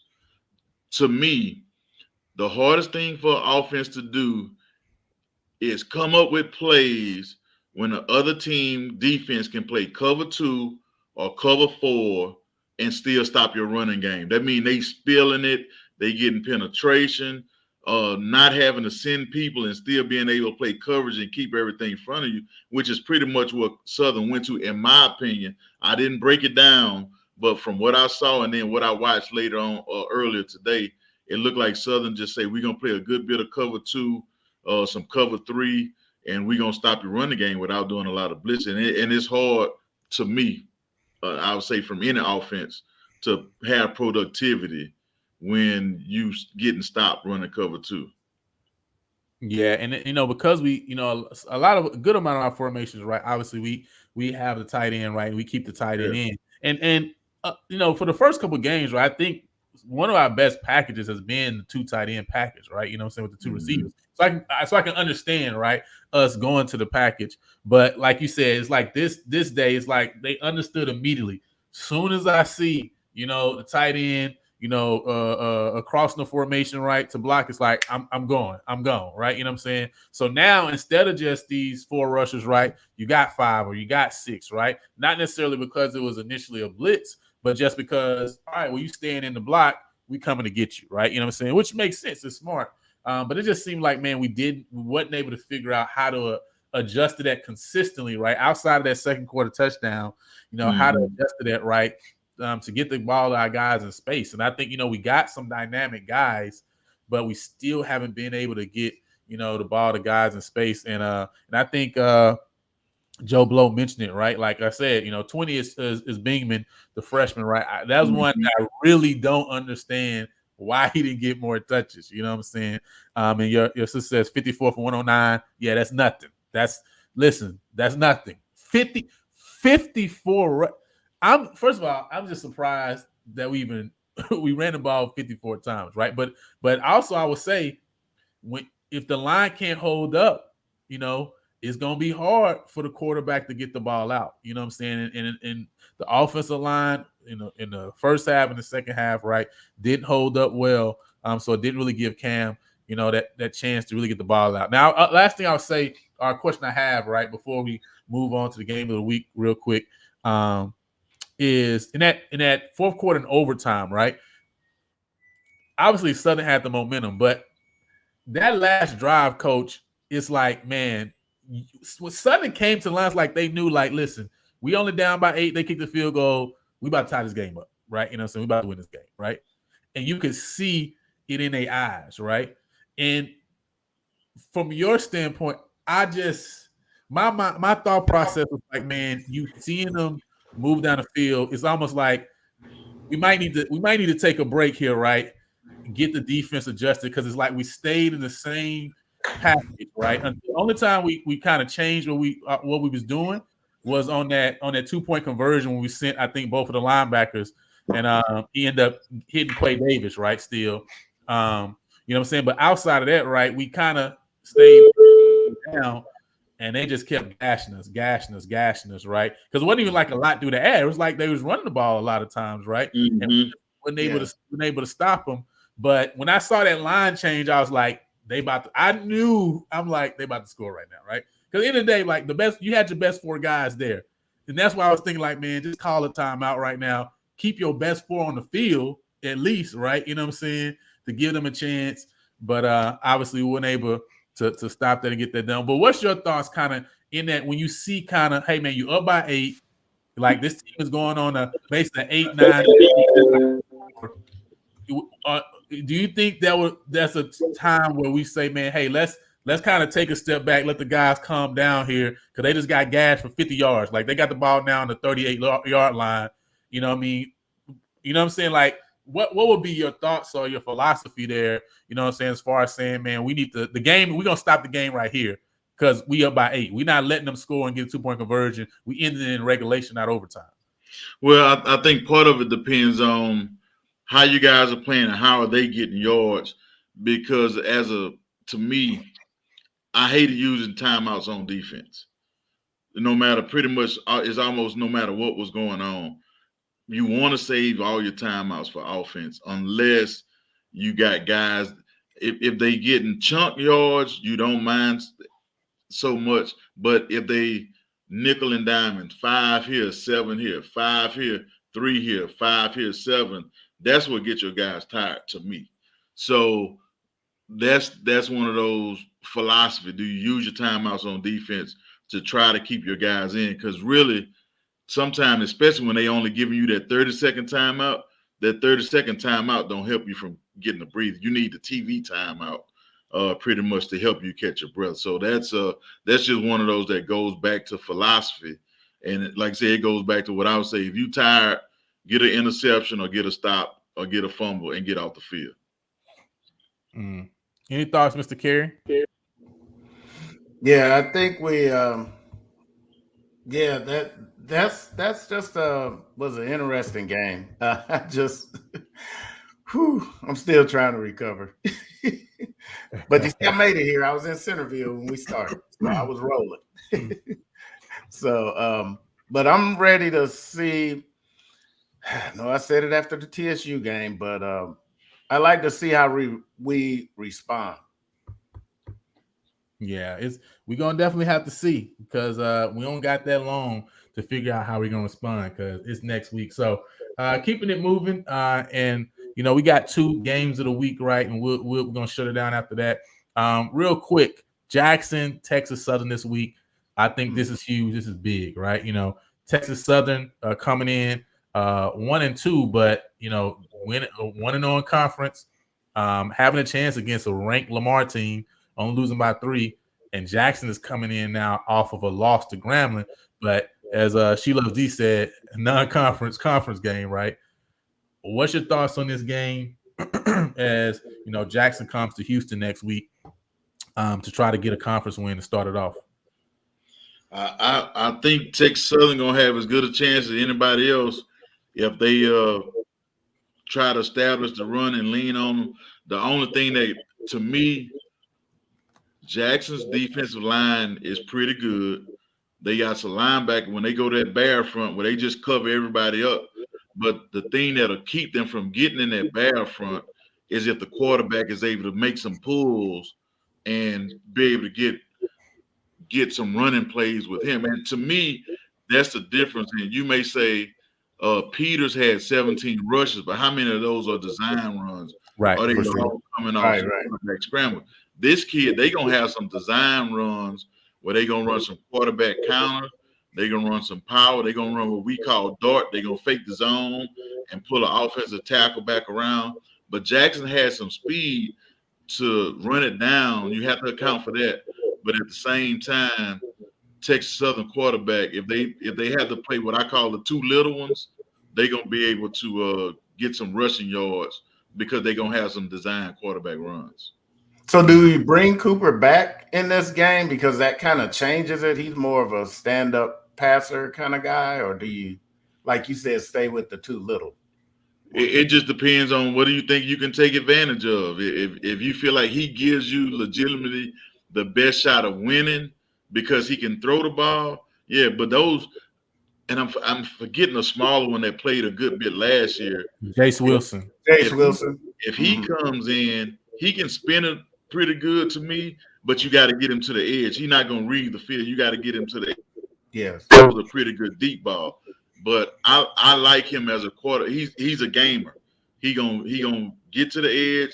He gonna run it some, and he gonna make some plays with his feet when other kids can't do that. But he doesn't give you the greatest chance of winning if you get into a passing contest because he limits what you can do from a drop back passing standpoint. No, that makes sense. Kerry, man, who you got in this game? Jackson, Texas Southern. Woo. Man, do this one count? Because Jackson State plays so many non-conference SWAC games. I just need to know. She Loves D just loves roasting everybody else, but they play more non-SWAC games than anybody in the conference. Do this count? I just need to know. That is, hey, listen, that's facts. You ain't lying right there. Yeah, this one does count though. This one is actually a SWAC game. Oh, okay. Well, they travel to Texas. The Tigers. Yeah. Your sister said you got the Tigers. Hey, listen, you gonna win regardless. I think. Wow, that's a good one. I picked them last week, but I'll pick them again. I'll pick the Bengal Tigers in this one. Texas Southern's gonna play hard. Tigers. Which Bengal Tigers you talking about? Well, the Jackson State say they're the Bengal Tigers, and TSU is the Third Ward Tigers. Oh, okay. There we go. I got you. Yeah. I got you. So I'll go with the Tigers that's coming out of Mississippi. I think they're gonna. It's gonna be a good game though. But I think it's gonna be I think Jackson State is gonna pull it out because I think those running backs. But Texas Southern can run the ball now. I was surprised they could run the ball after Owens left. But I think they found their guy. So. Yeah, in 2 different games, they've had 2 different leading rushers, right? So they had the freshman the first game against us, and then this game was Quinn, right? They've also had 3 different starting quarterbacks, right? So technically, it's still like you're still trying to figure out, a lot of what Texas is going to be, other than the fact that they're going to run the ball, right, and try to play good defense. Yeah, they're going to run the ball, but Jackson State that's is what not. their identity is going to be. they're not stuck on Morgan either, so we still don't know which quarterback they're going to use. Coach, what do you feel about them. this? What do you feel about that with them going back and forth with McCoy and Morgan? Yeah. Well, I didn't differentiate between the two, but from what I understand, one of them had to get some stitches somewhere up in here. McCoy, yeah. So, but I think from an experience standpoint, neither guy jumps off the page. One is a better athlete, but it's one of those. What extra do you bring if they both about the same passing wise? I would go with the more athletic guy because I can design running plays for him. So that's what my thought process would be. If they both, one don't give you an advantage in a drop back passing game. The rollout game is something on the bootleg. That's something different. But if it's no advantage, I'm going with the better athlete. Okay. Yeah, well, that's gonna be McCoy then, because I think they consider him a better athlete. So, Coach, ain't no Grambling or Southern or Prairie View on here. So, are you gonna let us know who you rolling with? Who do I think gonna win? Who you think gonna win? Yeah. Texas Southern. Ooh. What's the reason you rolling with Texas Southern? Because I don't think they're gonna turn the ball over. Yeah, that's the reason. That's kind of why I'm like, man, I kind of feel like. Listen, from what we've seen with Texas Southern the first 3 games, man, you at least know what Texas Southern is, right? You know what their identity is, right? And that's one thing I feel like for us is like, what is our identity, right? You know what I'm saying? Teams that know who they are, know what their identity is. That's half the battle, right? You know what I'm saying? So this was going to be, I feel like, going to be tough. I know that Coach TC is going to be on the guys this week, though, because I know they really feel that turning the ball over lost them this game against Grambling, right? Yeah. Or definitely got them out of the game, right? If not, lost in the game against Grambling, right? 5 turnovers. So they're going to be really on it as far as, like, not turning that ball over. But it's like Texas Southern right now. That's just in their DNA. You know what I'm saying?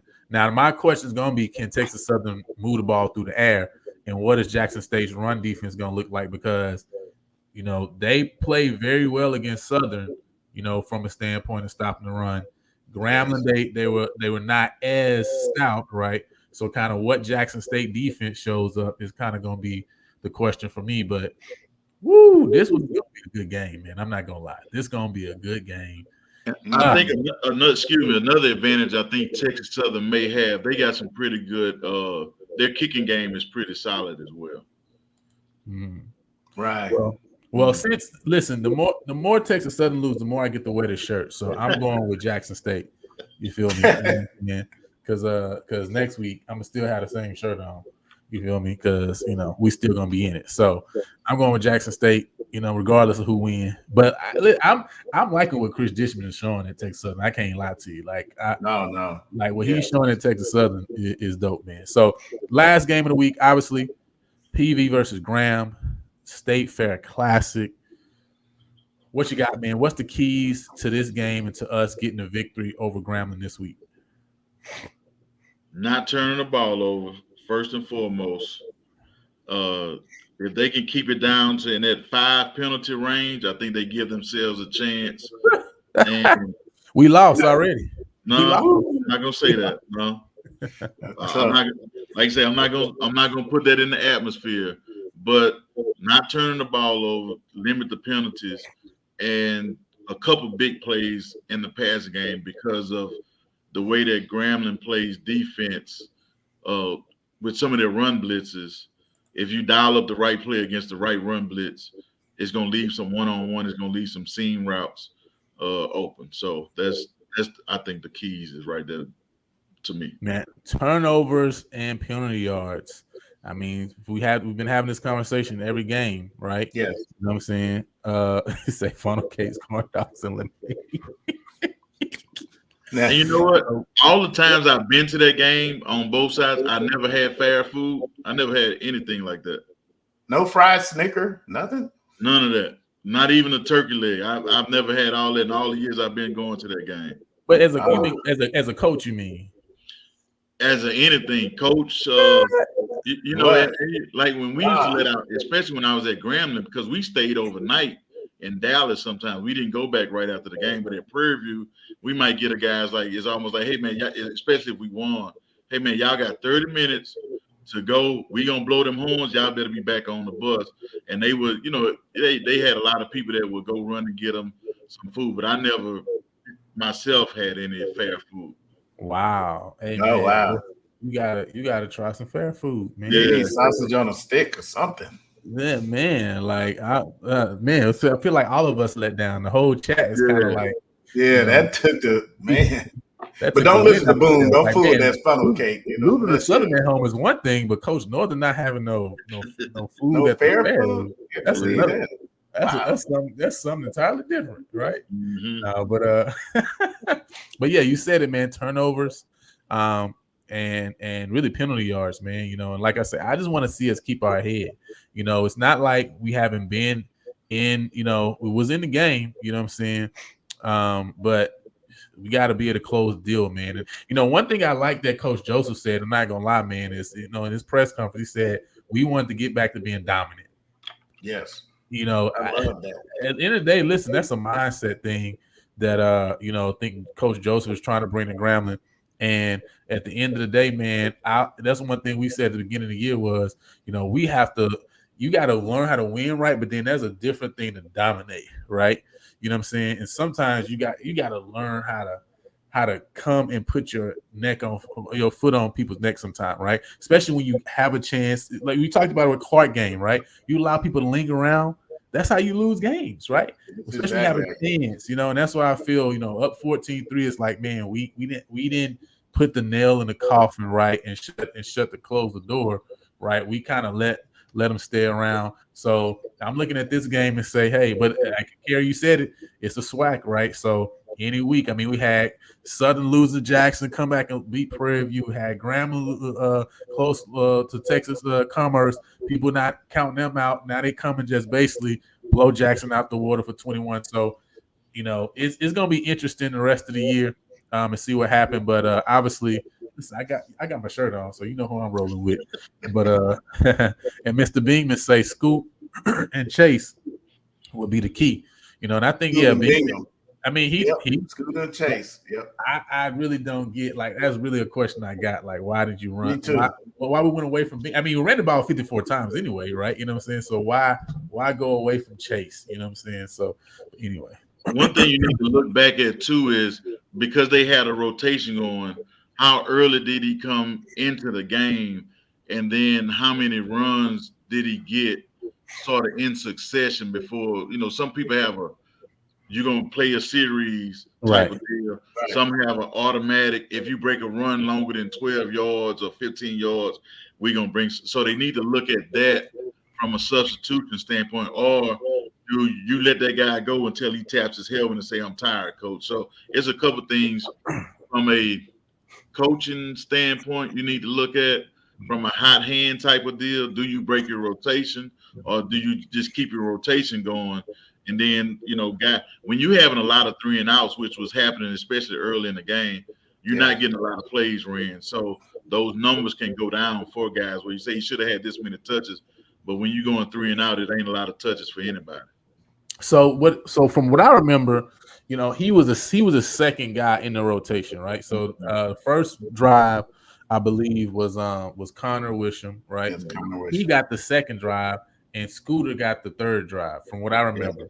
Lamaje got the fourth drive, right? Which is already kind of deep because what I've seen so far, they've kind of been going 3 deep, right? And kind of like you say, right? It's starting back over the drives, right? You know what I'm saying? So that's how deep I've seen it. So we went 4 this time. So that's why Lamaje, you didn't see him give a 1 drive in the first half, and then I saw him with 1 drive in the second half, which one of them was goal line in the first half in the first place, right? And Wisham got multiple because he kind of the start of the train, right? You know what I'm saying? Yes. But I was still kind of shocked because he had the second drive. Scooter got the third drive, but then you saw Scooter a lot more, than him. So it was just interesting, and also just with kind of how the game was going because the line wasn't really open up a lot of holes. Right. You know what I'm saying? So it's like, I would think maybe we give Lamaje a little bit more burn so he can lean on guys. It's just a bigger back, right? You know what I'm saying? Like, let him lean on some guys so they kind of like, man, I got to hit this Joker a couple times. You know what I'm saying? Like that help a little bit, right? You know what I mean? So that would be interesting to have that conversation. But any last words, man, before we close off? For today. Well, I had a question for Coach Northern. Mhm. I was just curious, even if it's not in your arsenal, I guess I didn't understand why we were on the 1 yard line and didn't get under center with a 6'5" quarterback and tried to he could have just accepted the snap and just stuck his hand over the line, or we could have just smashed him with Lamaje on that 1 yard line. I wasn't sure what happened. Why we Yeah, hey man, that's a common question that get asked to coaches that are spread oriented. Why not get under center and tush push, or get under center and try to quarterback sneak? So it's a, in my opinion, that's something that has to be practiced. I know I even see teams late in the ball game still going to shotgun and snapping the ball to their quarterback, because that's what those guys do during practice. But we would still have our guys go out early and get 100 snaps in under center. But I tell you what, snapping that ball under center with a nose guard and people diving at that center's leg is a lot different than, you out there just making sure you get snaps with different centers. So that's a common question. I don't have an answer for it, because I know at times we would, at the end of if you're not going to quarterback sneak it, at the end of the day, the running back gets the ball at pretty much the same handoff spot, whether you're under center or shotgun, if you're not doing a quarterback sneak or you're not handing it off to the fullback. So it's not a big difference if you go back and look at it where the running back gets the ball. That's interesting. I think Anthony Bassa made the comment here. He said when a QB broke containment, there were some big plays that we had because Southern secondary broke down. So that's definitely, I think one thing when you look back, you see also, on tape is there was some plays to be had. Even in that, I think that first quarter, I think he missed a guy over top. I think Cavill over top, man. He got him in the second quarter. Yeah, that was a good one. He missed. Yeah, it was one that he beat him and really, really overthrew him. You know what I'm saying? So, but at the end of the day, man, hey, listen, you gotta just take it one game at a time. Unfortunately, now nothing is in your hands, right? And this is just, and let me just say, I love this energy. Okay. I love this energy. You know what I mean? I know Coach has been hearing it all since yesterday. You know what I mean? But Coach Norton, listen. I love this energy from the PV fam. Listen, right now there's a civil war going on. All right, listen, there's a civil war going on. Most people don't know the civil war, but there's a civil war going on. But listen, I like the civil war, right? You know why? Because at the end of the day, if you want to be great, right, you got to have a base that push you to be great. You know what I'm saying? Yes, you do. You got to have a base that pushes you great. I see Mr. Campbell still in the comment. Listen, FAMU would be going crazy if FAMU lose their first two conference games. They gonna be having a civil war going on too, because they gonna be saying like, listen, we a championship level program. We got championship level facilities. We in the state of Florida, right? We got access to some of the greatest. Listen, this ain't the standard, right? So I love that you got this civil war going on, because this is where PV mindset need to be. You see what I'm saying, right? I feel like until PV mindset move to the place to where it's like it's on it, because I'm gonna tell you, right? Last year, I remember after ACU game seeing people, and I bring this back up because I still think it's the craziest thing it don't make no sense. I still remember people saying ACU game, we lost 30-0, and they're saying like, well, it's a PWI. We not supposed to win those. I almost jumped to my computer. I'm like, what are you talking about? Who are you Where are you from? That's almost saying like, as a black person, we ain't supposed to go into this company and be able to run it. Mhm. That don't even make. Let's forget football. Let's talk about anything else in life. It don't make sense what you talking about. And you know why it really don't make sense? We just beat them jokers 2 years ago. What are you talking about? Like, y'all are crazy, right? You know what I'm saying? Yes. So I'm just saying I love the energy. Now I'm not saying everybody's end result of the energy is good, whatever, right? You know what I'm saying? But listen, I already said it on the show last year. If you want a fan base, you know what you got to deal with? Expectations. You know what I'm saying? Expectations. And listen, with Dallas Cowboys fans, you know what they're gonna be talking about? We trying to win the Super Bowl. Jerry Jones the worst owner, Jerry Jones the best owner. That's what they're gonna be talking about, right? You got all sides of the coins, right? But that's what pushed you to be great, right?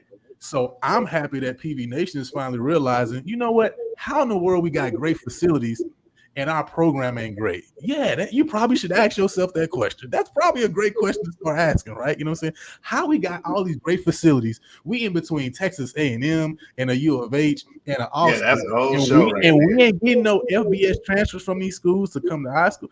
That's a great question. That's probably a question you should be asking, right? Because to me, you never gonna acquire nothing when you're not even asking the questions, right? You're not even talking about it. You're not even, you see what I'm saying, right? I'm not saying that it's not steps to the process. You see what I'm saying? But my point is the expectations got to be there in the first place. So I'm happy that expectation right now is like, listen, I'm tired of not winning championships. Great. Listen, yes, let that simmer in your brain, right? Let the loss just like, let it settle down. Just hear Southern people saying Mumford West. Yes, please let it. I hope it reverberates in your brain for the next months, okay? So you realize like, nah, this ain't how it's supposed to be. So what are the things we need to do from an alumni standpoint, from administration standpoint, from a coach's standpoint, from a player standpoint, from a student standpoint, all across the board to make the program what it's supposed to be? So now that's my little spiel, you know what I'm saying? But you know, I like it. I like all the energy. It's good. Let them talk. One of the things, so my family came to the game, and the atmosphere, and I'll say my opinion and some of their opinion was it was boring, to be flat out honest. In my opinion, and I'll say this, and do whatever you want with it. It's really not a home field advantage for Prairie View. No, I've been saying that. Yeah. So if you look at it, and I said this before the game, I say if Prairie View's fan don't get Southern's offense to get a couple false starts, then it's not going to end up good for Prairie View. No. And you can look at throughout the game, the PA announcer tried to help a couple times with them saying defense, Panthers defense, whatever they were saying, but it would be a whole lot of people. And I did the game from the concourse, not the press box. I could hear everything, and it wasn't very loud. Then there were parts of the game when Southern got rolling, you can hear, even though there wasn't a typical Southern crowd in the Houston area, you can hear the difference and the momentum change because of, in my opinion, what they fans did for their defense, not because they coaches made great adjustments. They just played better because of, to me, the energy that they got. So I think people have to understand it. Then, I mean, there's so many things I could go into about what needs to be done to get better players on campus. So I'll tell one quick story. Okay. We had a guy who played at Texas A&M. His best friend was at Prairie View. He was at Texas A&M. Had some guys want to transfer. What's the first stop on the way to Houston? Prairie View. Guys come in. You try to get their transcript evaluated so they can transfer and get in school. It takes 3 to 5 days to get it done. They stop at Texas Southern. They stop at Lamar. Within 24 hours, they get told, we can take this, this, or that. You can come here and we have a scholarship for you. So people don't do that, but they want all these results, but they don't see how the infrastructure at times holds up a football coach. Yes. And I don't know if it's still going on, but I know it has gone on at Prairie View for a good time. So I can start with that, but it's a couple other, and I have no. My wife told me be careful because you don't want to sound like you have sour grapes. And I tell people this: my son is considering going to Prairie View A&M University, and I wouldn't mind him going there at all. So that tells you how much I think about that school. So, but it's some stuff that we have to do to make sure things are aligned Yes. Vertically aligned in order to be competitive. And then, I talked to a lady when I was in the ticket office. I think eventually they're gonna have to add some things to freshman orientation or something. When you have a 60%, pretty much a 65% female student body that's female, you're gonna have to either have some class or do some things so they can understand football and have a good time at the football games. If not, they gonna come there. They don't know defense from offense. They don't know first down from touchdown. They know some touchdowns and big plays and big hits, but they don't understand some of the intricacies of the football game. So, that's it. I'll leave it at that. No, listen, I'm with you. I always say, first of all, right? How many schools do you think you go to where the football players at the beginning of the semester are trying to figure out where they're gonna stay? Yeah, that's the thing. Been there and done that. Listen, but you talking about Coach Norton when you was here that you had to deal with that. I talked to a player this year, still there on campus, trying to figure out where he gonna stay. This is the week before, just a couple days before the Texas Southern game, right? You know what I'm saying? I'm not blaming that on whatever, right? But how in the world do you not have? It just don't make sense to me. Mm-hmm. You got such and such amount of players. Most of them here in the summertime. Mm-hmm. How you don't have housing for the guys that's here? They already here. You see what I'm saying? We're not talking about walk-ons, bro. We talking about guys who are on scholarship, guys who are starters. There ain't no pride who on the bench, by the way. This is a starter, right? On the team. He trying to figure out where he got to. That type of stuff don't make no sense, right? If you want it to be home field advantage, somebody in their brain got to stop and think and say, how would I make this particular stadium an advantage for my particular school? And until somebody in the department actually says, well, how about we do this and this to make it a home field? How about you make all visitors go through a specific gate? Make them walk around and go to. I mean, listen, it's a look. I mean, I'm just saying, like, if you're trying to say I'm going to make it where my fans enjoy and but then on this side, it's like maybe make their band sit in a certain spot. You giving them prime caviar like this a restaurant. This ain't no restaurant. Like, you know what I'm saying? Like, no, we trying to win a football game, right? You know what I'm saying? Until somebody sit down and actually think through and say, how would I make it a home field advantage? What would I have to do? What would I have to put in place? Then listen, you can't be surprised about nothing. Man, I don't even really want to hear nothing from none of y'all because y'all ain't even tried to do nothing to make it home field advantage. And it's been like that for years. So why are you shocked or surprised when it's been like that for years? In order to create a culture, you got to start step by step, building and putting stuff in place to make it that way. But that's why I say I like the conversation at least that's going on, because people are now, listen, my generation we didn't grow up in, I know we got people like Miss Stacy on, et cetera, right? Who I know we're on the same page, right? But listen, right. I ain't grew up during an 80-game losing streak, okay? You know what I'm saying? I grew up where Coach Norton was on the field and we won a championship, okay? You know what I'm saying? So I have championship taste, okay? Listen, I don't got, listen, my taste is expensive, all right? I got championship taste, all right? And right. I don't want to tell you nothing else. But what I love is now I'm seeing more people who saying, listen, I got championship taste too. Good. You got championship taste. Good. Because the more people we get championship taste, the more we get some reactions to our taste that align with us as alum. You know what I'm saying? Right? You feel me? So we need some converts though, because we still have fans around. They're my age. They used to cheer if we got a first down. And that they were happy with that. And they're like, we didn't beat them, but man, they only beat us by 30. I even had somebody who tell me that Southern a rival because they bring a lot of people. First of all, Southern's not no rival game. Okay, I don't know where you get that from. That's just crazy. You know what I'm saying? Like people just have we playing the game. No. I don't want to play Southern. All right. Matter of fact, listen, I'm gonna call it Mumford West until we beat Southern. Okay, listen. You know what I'm saying? Like it's like beat these jokers. Okay. So anyway, man. But with that being said, I appreciate it. Let me see. The issue is PV has been to 2 of the last 3 select championship games. Come now, see, Mr. Campbell. Now, let me tell you, Mr. Campbell, if I say that to some alum, they gonna look at me like they would look at me like I'm crazy, right? You know what I'm saying? Yes, but for real. but Yes. my point, this is my point, right? This is all I'm saying, Coach Norton, right?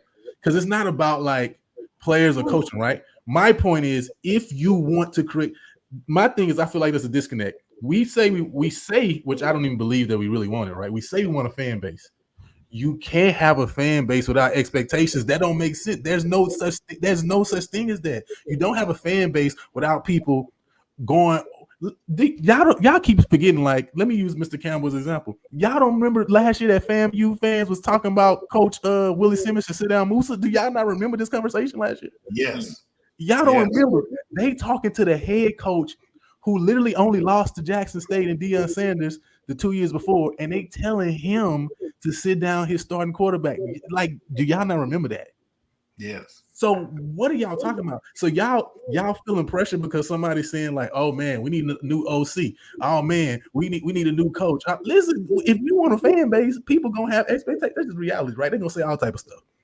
You got to take it with a grain of salt, because if you want it, if you build it and you want it, that's what you gonna get, right? And listen, that's what it is, right? You got to. It just comes with the territory, right? You know what I'm saying? So if you really want 15,000 people there, you're gonna have 15,000 different opinions every game, after every win and every loss. Okay. And since you got 2 swag losses, you get double opinions now. You feel me? You know what I'm saying? Yeah. So that's all I'm saying. But I love the energy, right? Because I'm hearing people saying, "Listen, I don't care nothing about no swag West. That ain't no title." And listen, as much as I said you got to celebrate and accelerate. But I still remind people, winning the swag West ain't no championship. That ain't. Listen, I don't care if they give you a statue. I don't care what the swag. I don't care what coach. What's the guy? I don't care what Charles McClellan they gave you to put up in your thing. Coach Norton, winning the swag West is not the championship. I'm not saying you should celebrate it, right? Because you ain't done it. You only won 2 in like 15 years, right? So I'm saying you should celebrate it. But you can't get your mind to believe that this is the champion. It ain't a championship. You know what I'm saying? The SWAC championship game is a championship. All right, I'm done. All right, you know what I'm saying? But listen, it's still on our PV, with all that being said. Okay. All right, man. I'm gonna have to let y'all go because we getting it. But speaking of expectations, Lionel, shout out to Coach Lindsey for beating Memphis the other day. Those are the expectations I want for our football team.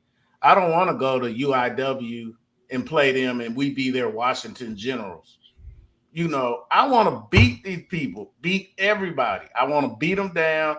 I was 155 pounds in high school, but guess what? I played tight end as well as wide receiver because I was the strongest receiver and I didn't back down from nobody.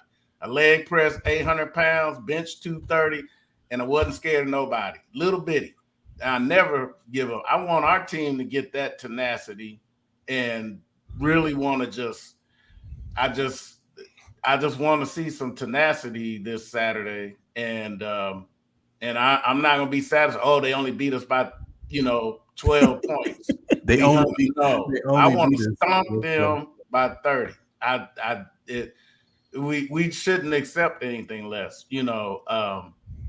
Is Coach Lindsey with the volleyball? More people come to watch volleyball now because her team is dominant. They really put it to you, and we, it's really something. I didn't know they were that good. I went to a game in person and they're really good. So I want us football team to come out and be like that. She has tenacity and they follow that. And I like to see us follow suit. Yeah, no, that's what's up, man. And I would say Rodney 9-3 with losses to Texas Southern and Southern is not going to be you're not going to be a playoff team. This FCS doesn't respect the SWAC enough right now for you to be a playoff team with 2 SWAC losses. That's not going to happen. But with that said, man, I appreciate all y'all for joining us this evening, right? Appreciate you, Coach Northern, for bringing us back to level ground. You know what I'm saying? Because as you see, you know what I'm saying, we hyper over here. You know what I mean? Thank you for everybody else who jumping on the show, Mr. Campbell and Jared, and you know what I'm saying, V Northern, Greg, and Mr. Bingman, etc. All y'all for joining, man. We appreciate y'all so much. Listen, it's not over. it's not over yet, right? You know what I'm saying? We have no idea what can happen in the rest of the year. Now, listen, our percentage chance has gone way down. Okay, but it ain't over, right? So I'm still rocking my shirt. Why not PV? All right, we'll see y'all later.